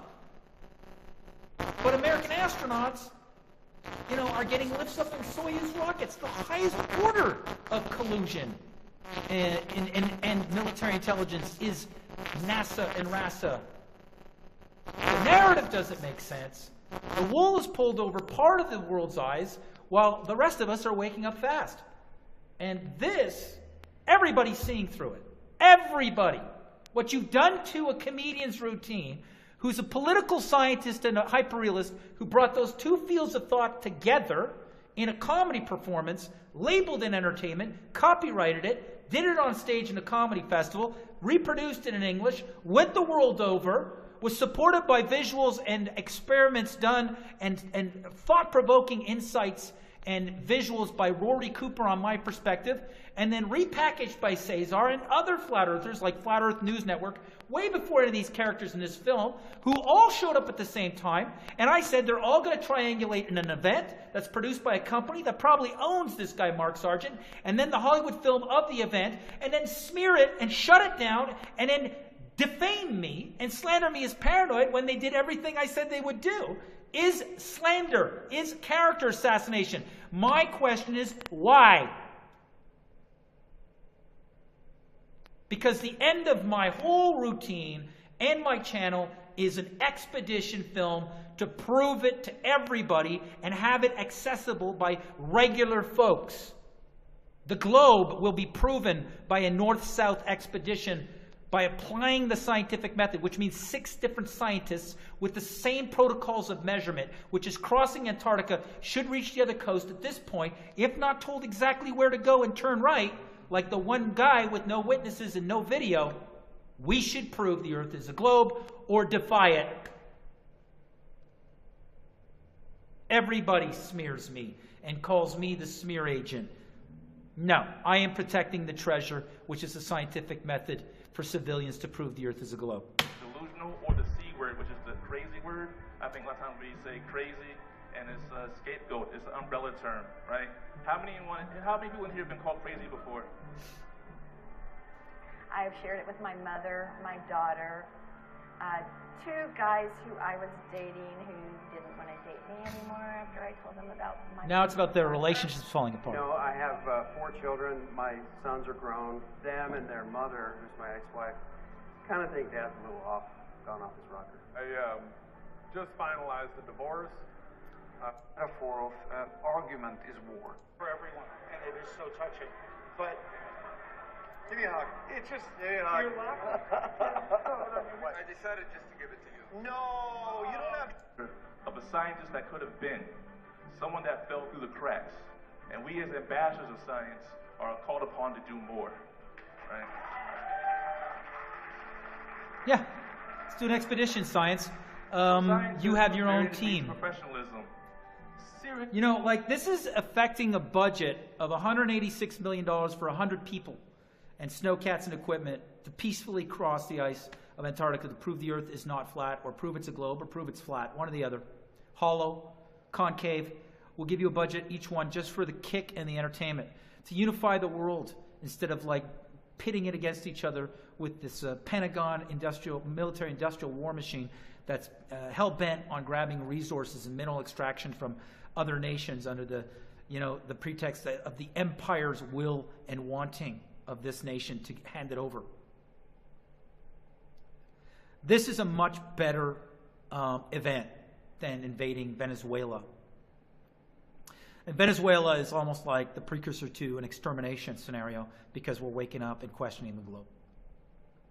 Which has also been part of, like, if it spreads, the reaction will be world war. Scatter warships across the oceans, scrutinizing ships that might be going south. As ridiculous as it sounds, the theater is being set up for that. And this movie was exactly what I was worried and I warned you all about. And those who said, unify with us, called me paranoid, that they would participate in such a project.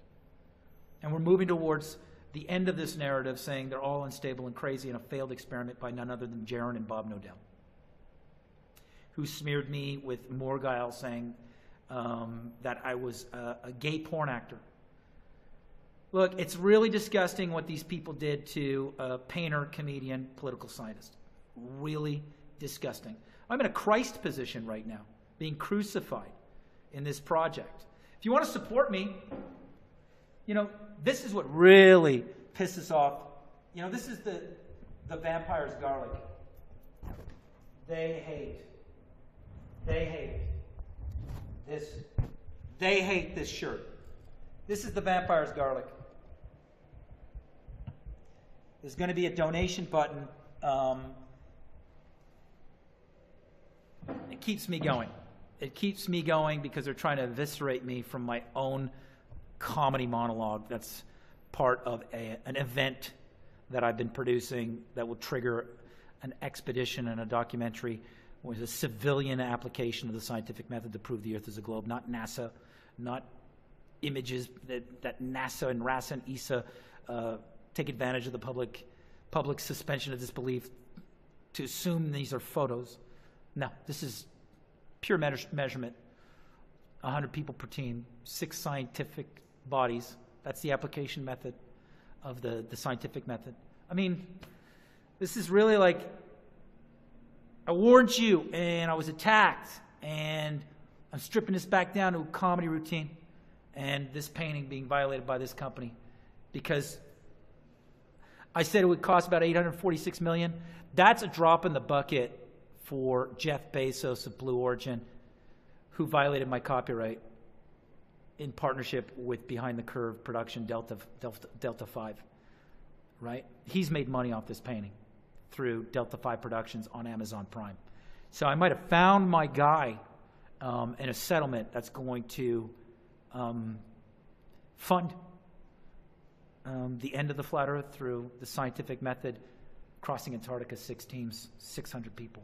They consider becoming a mentor to someone who is coming from a non-traditional point of entry to the science? Because that's my goal, and that was what I was doing this all for. So this film basically cost me the credibility of that expedition, which is touted at $1 billion. So I'm suing for $1 billion. Amazon, Netflix, and Delta 5 Productions. If you're not willing to engage with them, you can't expect them to change. You just hope that they will meet you even halfway, but often when you push them We're going to go get it. We're going to go get it. It takes a lot of effort. We're going to go get the money these people are making off fucking me and trying to ruin this film, this event, this world peace project. And why? I'm there to prove your globe. Why? Unbelievable. Unbelievable. So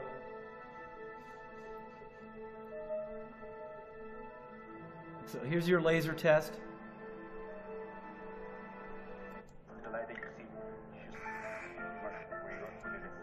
You're gonna get the leveler right now.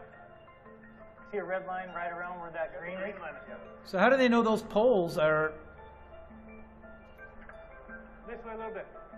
To your right. Oh, wow. Press it once to turn on, then double press it. Okay, hold on. Right there. This is the lighting. I mean, they're assuming the ground is level for their posts to be level. I think it'll be under a foot for sure. There's so many assumptions in this experiment, it's already a failure. Both ones hitting at the same height, then we'll move the panel in between. The middle people will. And then wherever it crosses the panel, that's it. Then we're done. I mean, they got to put it at 8 feet above the water. We're ready. I got a big beam, so you're going to see it. There was absolutely no video record by boat measuring each pole is 8 feet from the surface of the water in daylight before we go into laser at night. That wasn't filmed. That wasn't done. And it's not being portrayed. So this is heading towards creating a narrative that these people are stupid and they don't know how to do experiments, or their experiments prove the Earth is a globe by the fact that it's a failed experiment with no accountability for protocols to ensure that it was done through the scientific method. So this person I warned of over and over again, and I also warned this person how to apply these protocols to ensure the scientific method would be applied to his experiment. He did none of it. Yeah, I can see it, but it's kind of high. He's got it on an angle there. You didn't film it level to see that your laser is going to be level. Go up a little bit. Okay, now they're trying to fit a narrative to hit the posts. I mean, I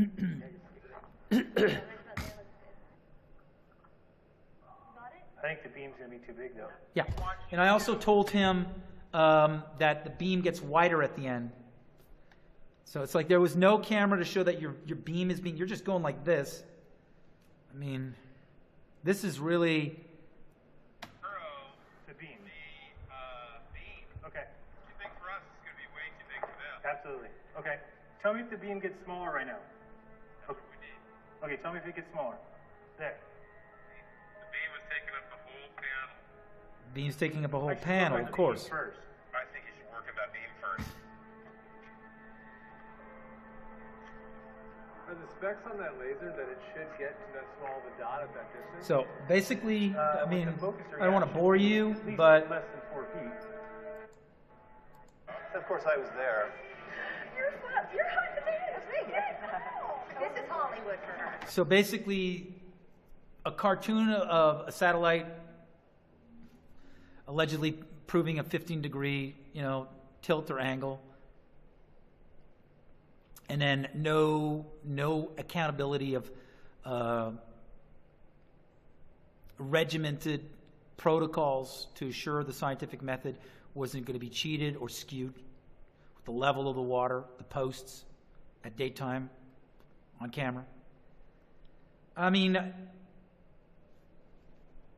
in a way, it makes sense. Are we twinkling? Here we go. and then this conference. 1,150 miles yesterday. So. I traveled from Ireland then to Iceland. Oh. So this event is the event that I said they would create around Mark Sargent, that a Hollywood film would come and then film. So this is it. This is it. So how paranoid was I? You call me paranoid now, based off this is what I said they were going to do. That's now slander. That's defamation. And the production itself, when I'm telling them that these are my concerns, that's why I'm setting up these conditions to produce exactly what my concerns were being a part of with people that I said were plagiarizing me, and I wanted to find out if they were going to be the central characters. That turns the production company into a psychological harassment where it's like, I wish I would have put a restraining order on them. Right? And I still might. But now they're making money with Netflix and Amazon, so the harassment continues. And the defamation, the slander, the skewing, the copyright violation. One of the things that protects copyright is that you're not to alter the moral universe of the creator's original work, right? It wasn't intended to be in this film this way. I had conditions to be in your film. You're violating the conditions on camera with these people. Hello. And you even made it look like I was paranoid about Mark and whether or not he worked for. No, I didn't, or was. No, I said that he works with, and I have the email correspondence.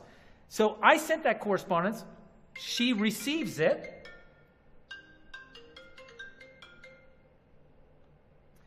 And then she lies on camera, saying I'm claiming he's the Warner Brothers executive. Why is she doing that? That's a lie. That's defamatory. So that's going to be Exhibit E, defamation and lies by the production company. How are you? Hug or handshake or how about both? This room is big.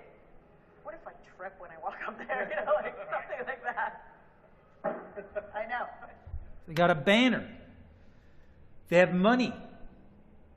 The guy who put the money behind this, selling tickets, rented this room, part of an economy, right? I think they even got Google on billboards. Like they're broadcasting Google like Google was a sponsor of this entire operation. And that's why Google was basically recommending these people's videos over the video that started it, and they're plagiarists with the intent to smear, contain, and then break any kind of momentum for this expedition film that I've been working, which is the whole reason why I did the monologue. And this is interrupting it. And I'm being gaslit, and they're psychologically harassing me, and they're putting strain on my relationships, my finances, my brand. They're frauding my company. They have people in the film who pretend to be mathpowerland. They have punchlines from my monologue coming out of the mouth of Mark Sargent. They got Mark Sargent speaking on my behalf and lying. We've got the documentary filmmaker lying about me saying Mark Sargent was like a... No, I said his partner was. His partner even admitted to it. So this isn't very good documentary investigation or filmmaking. This is something else. Used to the safety of YouTube. Is Mark here? He's busy being Mark Sargent. So this is going to be their conference. $200 a ticket. So 600 people showed up. 600 times 2. We're $120,000 here. I said, look, I checked out Mark Sargent, I did the forensic analysis. Is now Where's this money coming from up front? Websites, ticket sales. This guy here, who's he? Okay.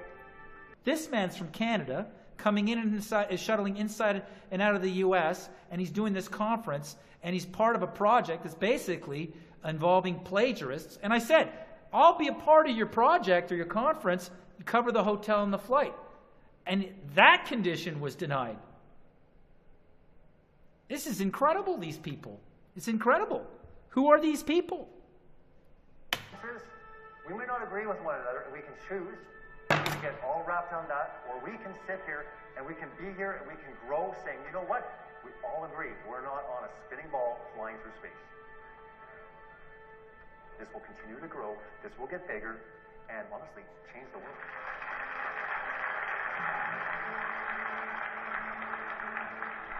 This one right here was number 2. To bring out Jared Campanella. So this is the conference, still some footage. When this all started, I was looking for the truth, you guys know that, and deep here. This is a Reader's Digest version of the Flat Earth Theory and some of the more interesting topics. I hear a lot of things about Mark Sargent, but one thing I can say is that Mark Sargent is one of the hardest workers in Flat Earth. So, you know, I built a studio here. I've said I'd be willing to participate in this conference if it's legit. Just, you know, like since you're using my monologue, you're using my talking points. I'd be curious, but cover the flight and the accommodations. These people made $120,000 off these people who think that these people came up with this.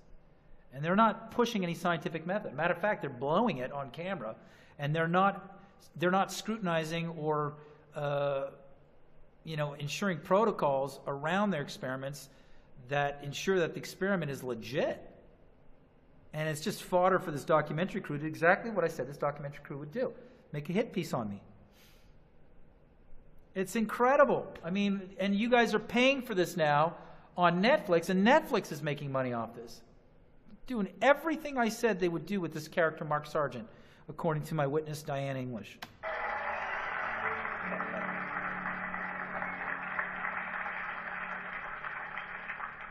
That applause is supposed to be for somebody like me. That applause is something I got when I did the routine. This is incredible. I don't think there's ever been something like this. Such a clear violation of an artist's work in my life. Thank you. Thank you. Love you. Love you. This is surreal. You're not in my position here. You're not in my position here. None of you. You don't have any wherewithal to go, I'm a diva or whatever. I know there's people out there with invisible accounts that are going to come on this video now and say stuff. I don't think anybody can be in my position or what I'm going through. A great, amazing thing to see everybody. Look at the amount of people here. These people have exploited my work. This is incredible. Where did all this money go to? The community. That's no lie. I love you, excited and most sincere. I have a feeling that any kind of grassroots movement that has to do with that challenges the status quo or the establishment, there's a group that's sent in, co-opts it, and then does this and gaslights the individual that started the revolution to suicide or to oblivion or to financial ruin, or tries to set up a scenario to take him out legally, illegally. While they do this, steal, co-opt the revolution. It's a duplication of my work, which brings you nowhere and doesn't apply the scientific method. It's ruining my work, my original work, which is do the monologue, have the channel carry it to the point where it gets to a fever pitch, people demand a crossing in Antarctica, and we do the film. They're trying to ruin it. Thank you. So,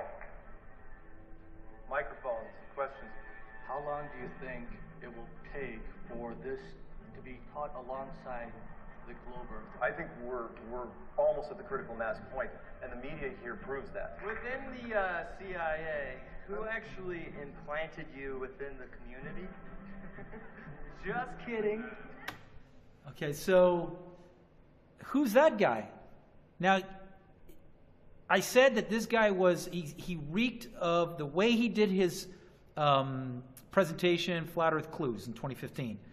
When I talked to my friend and producer that was possibly thinking about doing this, at one point, if I got a budget, I'd need help.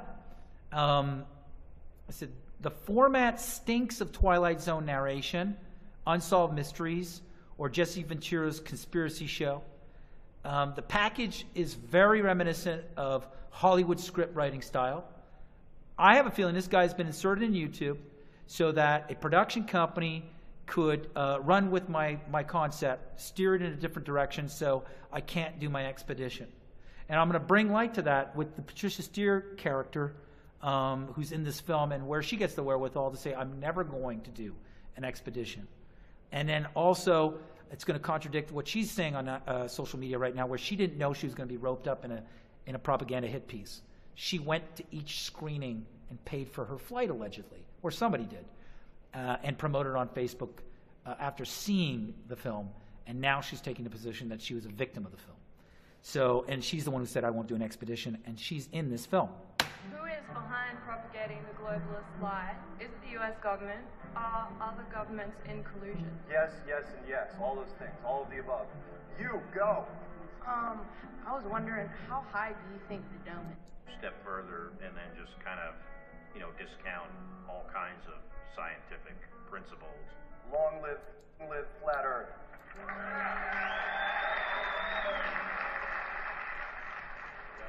Cool. Thank you. Hey, very welcome, man. There's a TV show in Britain called Space Cadets, where they had civilians go through like basic training to be an astronaut for about 8 weeks or 6 weeks, and then had them suit up and then go into a rocket where the windows of the rocket made it appear outside, but they could change into outer space. They made them think they were going into outer space and that they were actually on a celestial body or over a celestial body known as Earth. And the whole thing was done in studio, and they broke it to them after. These people had serious psychological breakdowns knowing that they didn't go into space and they were tricked in front of live audiences. You could do that to an astronaut. They did it to civilians. You could do that by signing NDAs. You could do that. You could technically, they did do that on a British Channel 4 production. I believe it was Channel 4. What is it that you want them to take away? Question everything.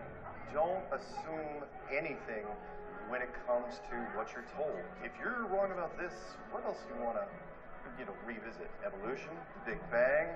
It runs the gamut from people that are anti-vaxxers, denial of evolution because it conflicts with the Bible, for example. And all of a sudden you get people that maybe work in our government that don't believe what 97% of all climate experts say. And so they're making... And what is that? If there's climate expertise saying that we have a climate problem, how come after trillions of dollars, Scott Kelly, you didn't put a camera up there so we could see the weather patterns form? And at a distance where we could see this climate crisis. So it's a fail.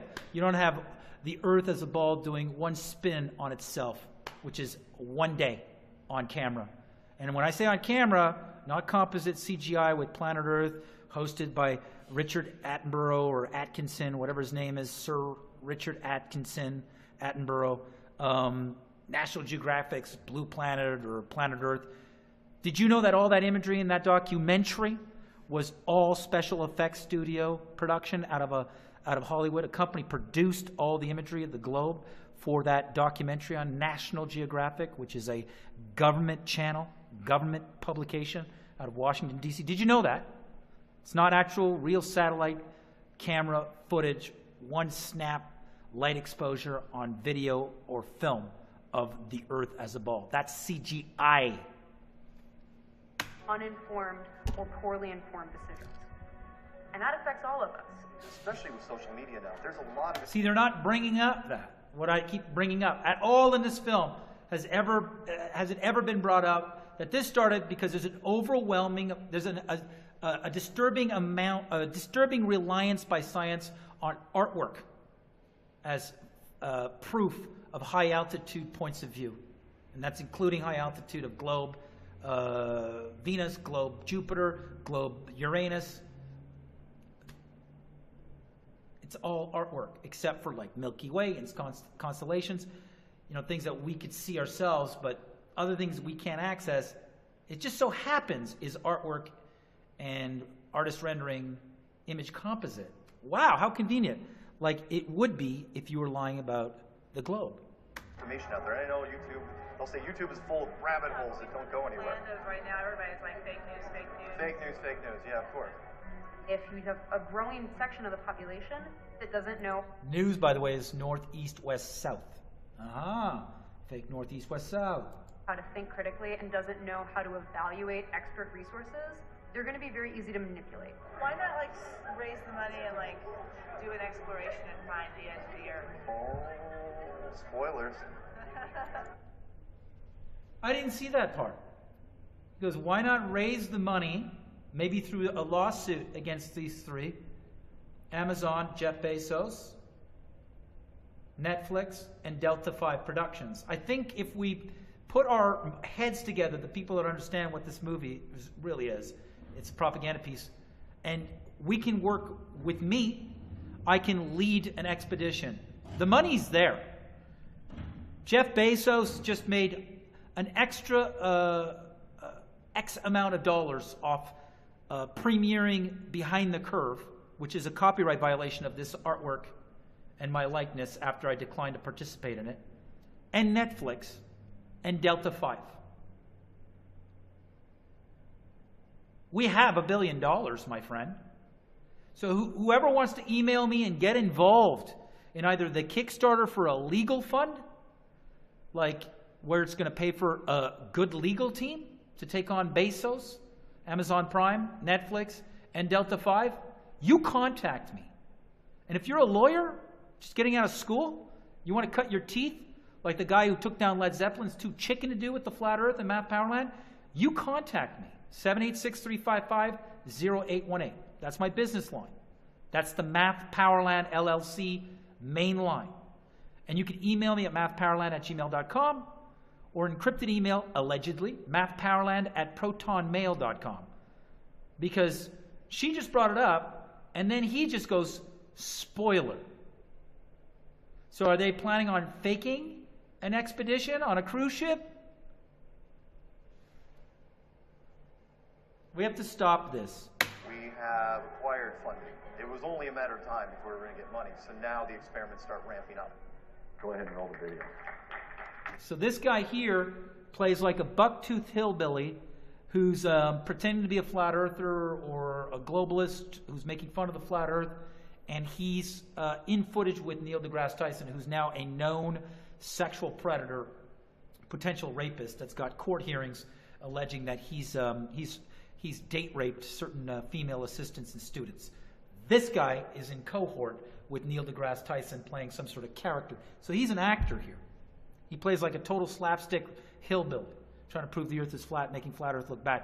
And he gets camera time in his skits with Neil deGrasse Tyson. And he's admitted to that. Since the late 1800s, science has been shifting from discovery to dogma. It's time for the scientific research field to be unencumbered. Today we announce the formation of Field Engineers Corps, an international group dedicated to true scientific discovery, free of dogmatic agenda.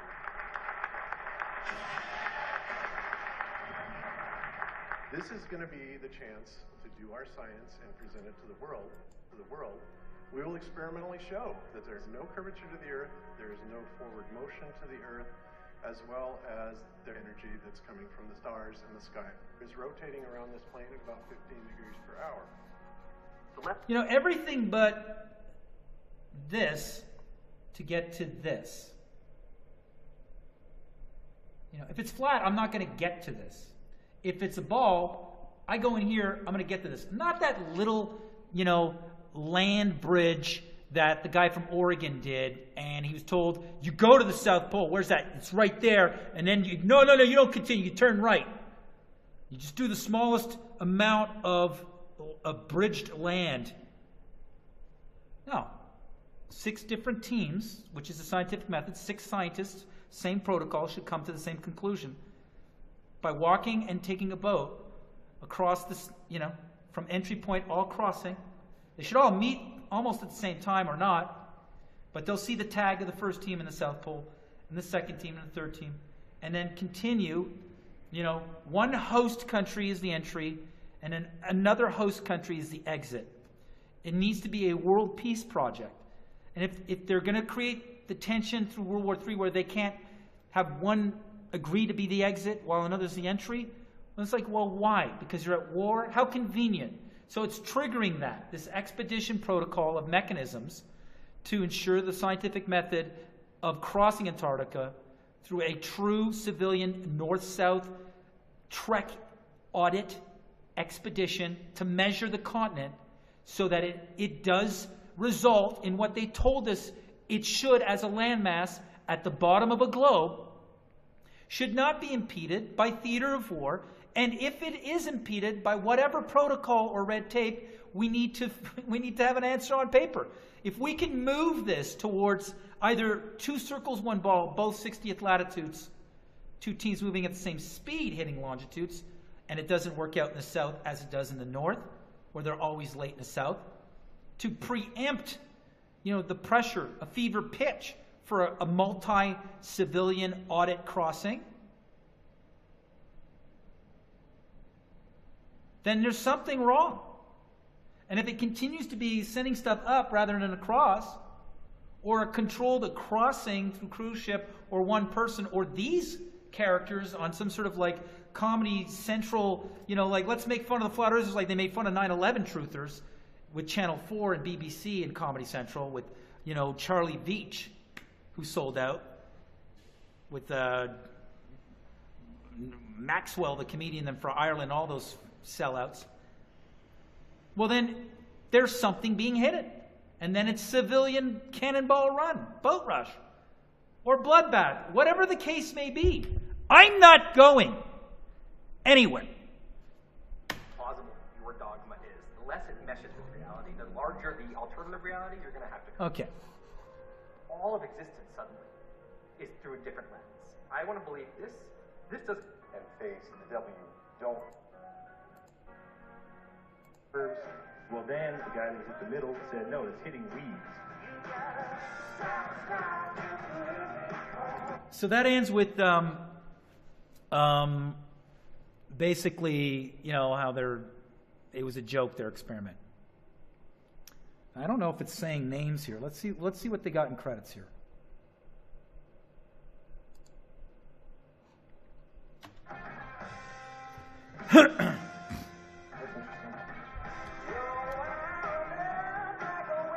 So that would be motion graphics. I don't know if that's animation. So these people here need to be sought out if you want to help me out, because I want to know how long it took to do the cell animation or the motion graphics. So we got all these camera operators there that could be summoned to see if they were directing takes. The person that was a globe believer was saying, isn't that proof the earth curves? Well, then the guy that was in the middle said, no, it's hitting weeds. We got a storyboard artist. So they did have a narrative. Is this a documentary film? A storyboard artist. So that's why I sent it the conditions. Is do they have a preconceived narrative and they're trying to fit me into that? No, I won't participate, because the topic was generated by my comedy monologue. I have to protect that brand. I have a film project of my own, an expedition across Antarctica. This is a really disgusting, sophomoric, juvenile B-movie pretending to be a documentary film ethic.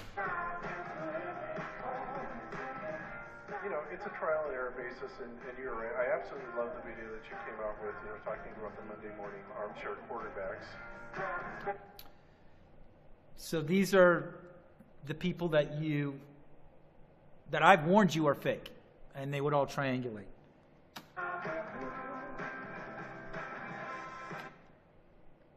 So they did give credit to Scott Kelly, Spiros. So I guess they paid them, or he signed off. then we tried to do it again, like to replicate that result, and we didn't get the same result. There was just nothing that we could walk away from and say for sure was decided. So these are other people? So that's the guy's name, the guy who frauded me. So that's very indicative that they didn't put his name. They did exactly what I just did. Was I paranoid? While I was watching this film, I was like, what are they going to put in the credits? Flat Earther? Infinite Plane Society? So he signed an interview release form, Mrs. Clark, and the signature said Infinite Plane Society? Why are you concealing this man's identity when he frauded my company, mathpowerland, and you frauded yourself and your intentions to have me in your film? And you still paint me as paranoid, but you painted me in the exact manner I was concerned these people were painting me, and how you would paint me with them for me to seek copyright and trick me out of my own monologue. This is unbelievable. Did he sign that too, that way?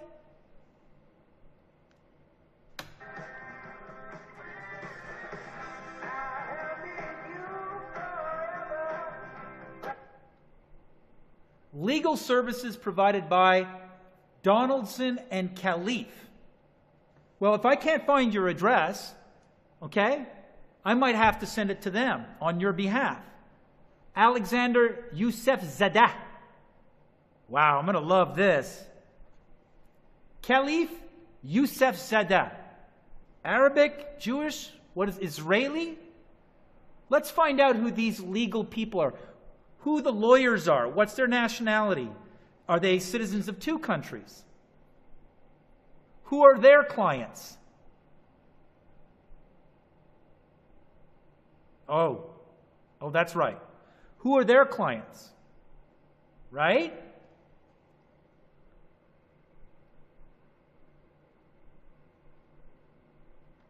Oh, we got world sales here.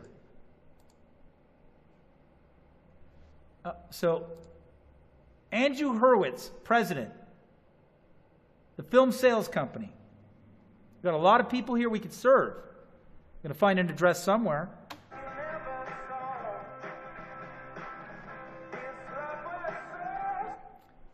Footage and images courtesy of.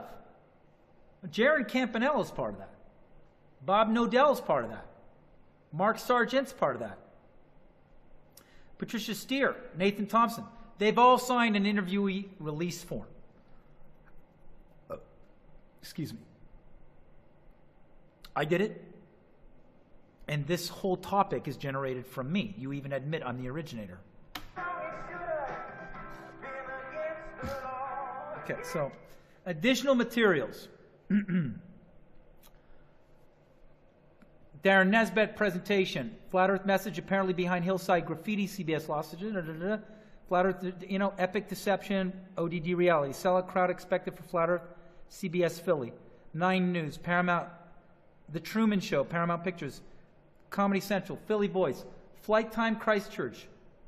mathpowerland forbidden comic. Matt Boylan. Okay. This here.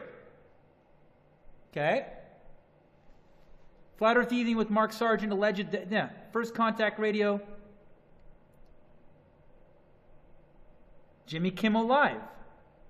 So, who did they pay here? Oh, Flat Earth Street Interviews, Dell. Who did they pay here? And who did they not?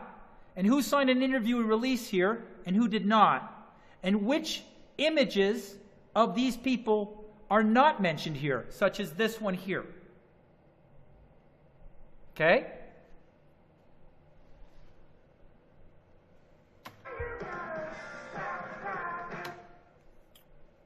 It goes again. Flat Earth Dome explains. Simplest irrefutable data. Cosmos, the Joe Rogan experience. He's lent himself out to this as well.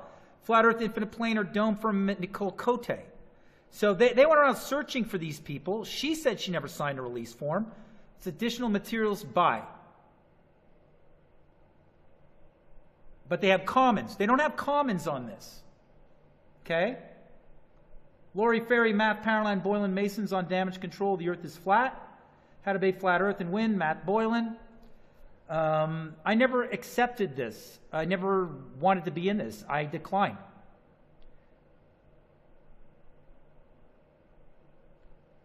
So they are mentioning each video here.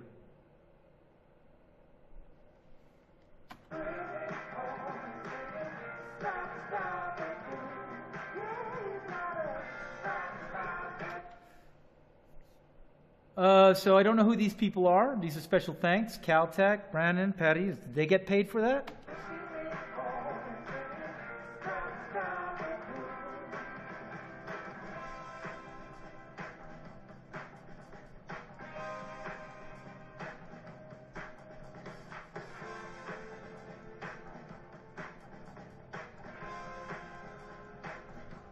Okay. Fiscal sponsorship provided by the International Documentary Association. That's another group that needs to be served. They funded this, and they apparently rule under the ethos of documentary. Nathan Thompson was doing takes. So was Mark Sargent. And you were directing takes. So there you go. All rights reserved. How do you claim something that's already had all rights reserved? Delta 5 Productions? Like my likeness and my thing? So in fair use, I think I've occupied more time than the film. In fair use law, right? I'm not here making profit off this. You are. And you're the copyright violator.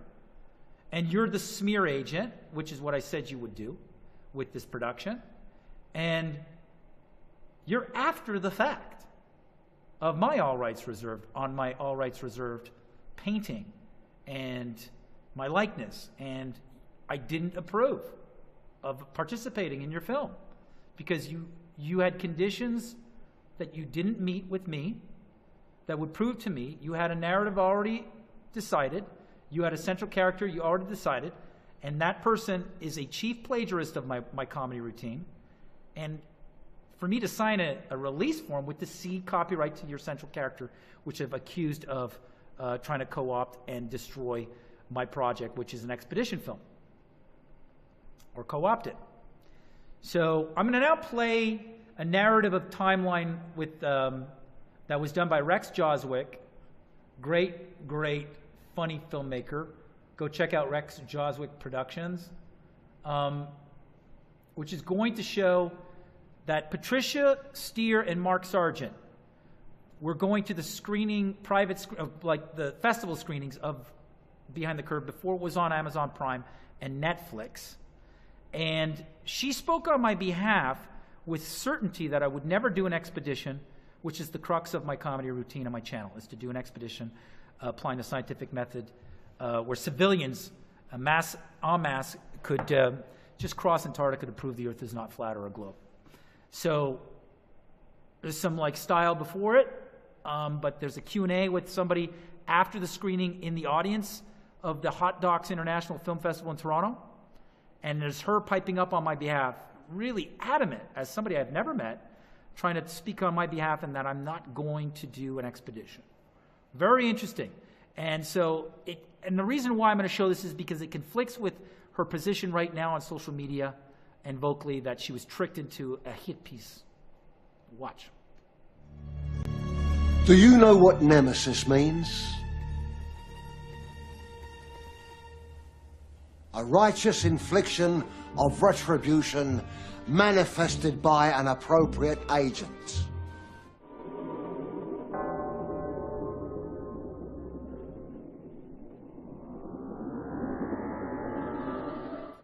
You and Mark are both flat earth believers. Why would you approve to be in a documentary that doesn't really support the theory? If walking out of here, if I didn't research it ahead of time, okay, if I still, and I did, believe the Earth was a globe. Sure. Listen, I don't even know if it is flat. Whatever. Either way, I like what you I would said. leave this theater thinking, oh, that was a farce. 15-degree movement of the Earth and this laser experiment. Of course, it's a globe. Agreed. And people like you, I would not approve that. I would not be in a film that just presents two supposedly scientific views that prove it's a globe. Yeah, go for it. I'd love to know what's happening with the boat expedition, and if there is one, will you film it? Yes. Some people, I believe, mathpowerland. I think it's fecore.com that we're talking about all sorts of more high-tech experiments with a laser in the weeds. The question was about the boat? Yeah, the boat expedition. I thought you said that they were getting funding together to go on the boat expedition, and if there is one, would you film it? Well, there are some people that are looking to do an Antarctic expedition. Right. I think Matt. No, Math will never do an Antarctic expedition. I just want to now. That'll never happen. Yeah, check out FECore. I guarantee you, within 10 minutes of Mark coming to the hood, somebody cracked his fucking jaw with his pompous ass mouth. He has no fucking idea how to live in that world.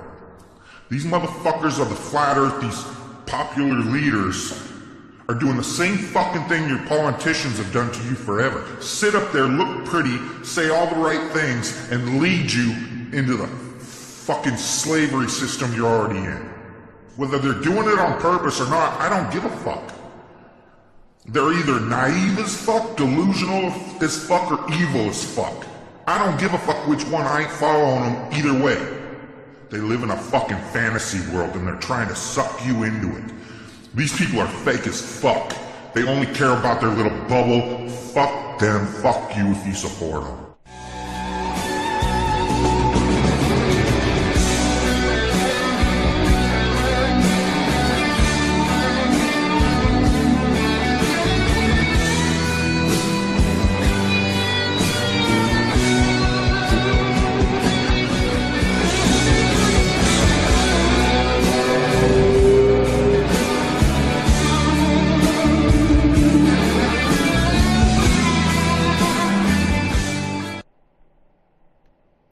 So what I'm trying to convey here is that she's on social media right now claiming that she fell prey to a propaganda film that she didn't know was going to paint her in a light that makes her look stupid and part of a hit piece on Flat Earth. That's what she's saying today. But she's in a theater right there for the screening. And then after that screening, she saw the movie. There's no unseeing if you're in that audience. You've proven that you were there. After the screenings, she was promoting Behind the Curve. So was Robbie Davidson. So was Mark Sargent. So for them to say that like they didn't know and they're in a hit piece and they're victims, it doesn't wash folks. They're like a parasite on my brain, on my expedition film that is like now embedding itself as playing victim to, we didn't know that she was going to like misrepresent. You went to the screenings, and then you still promoted it as a pro-Flat Earth film. So you guys are complete sociopaths. Like, that's what sociopathy is. Just stay afloat in your opportunistic feeding frenzy of somebody else's thing. It's disgusting. And so if you want to be part of this massive legal operation, like trying to untangle this and finding a good legal team, please email me. I'm serious, because I'm not going to let these people stop human beings and the United Nations right to travel, the right to mobility concerning passing the 60th latitude for a real thorough, complete measurement through a north-south double traverse of Antarctica with 6 different scientists, 6 different scientific communities and witnesses that are civilians that are not affiliated to UNESCO, the United Nations, or the Antarctic Treaty Project, or any world military member of the Antarctic Treaty Project. And by all means, any of the 150 or so nations that are not signatory members of the Antarctic Treaty Project, if they want to get involved, a city councilor, a politician like Madame Gatineau, Madame Lemure up in Gatineau, Quebec, who came out recently questioning la redondité de la planète Terre comme sphère, the curvature of the Earth. And she's had to resign. I mean, we are looking for politicians that want to file motions on behalf of nations at the UN to open up an audit before the United Nations collapses under the U.S., violating Protocol 1 of the Geneva Convention and the United Nations Charter of Human Rights by invading Venezuela and making the whole thing collapse like the League of Nations before World War II. I mean, come on, man. Like, it's chop chop. I'm the real man. I'm the one who started it. I'm still here. Let's stripping it down, right back down to a comedy monologue.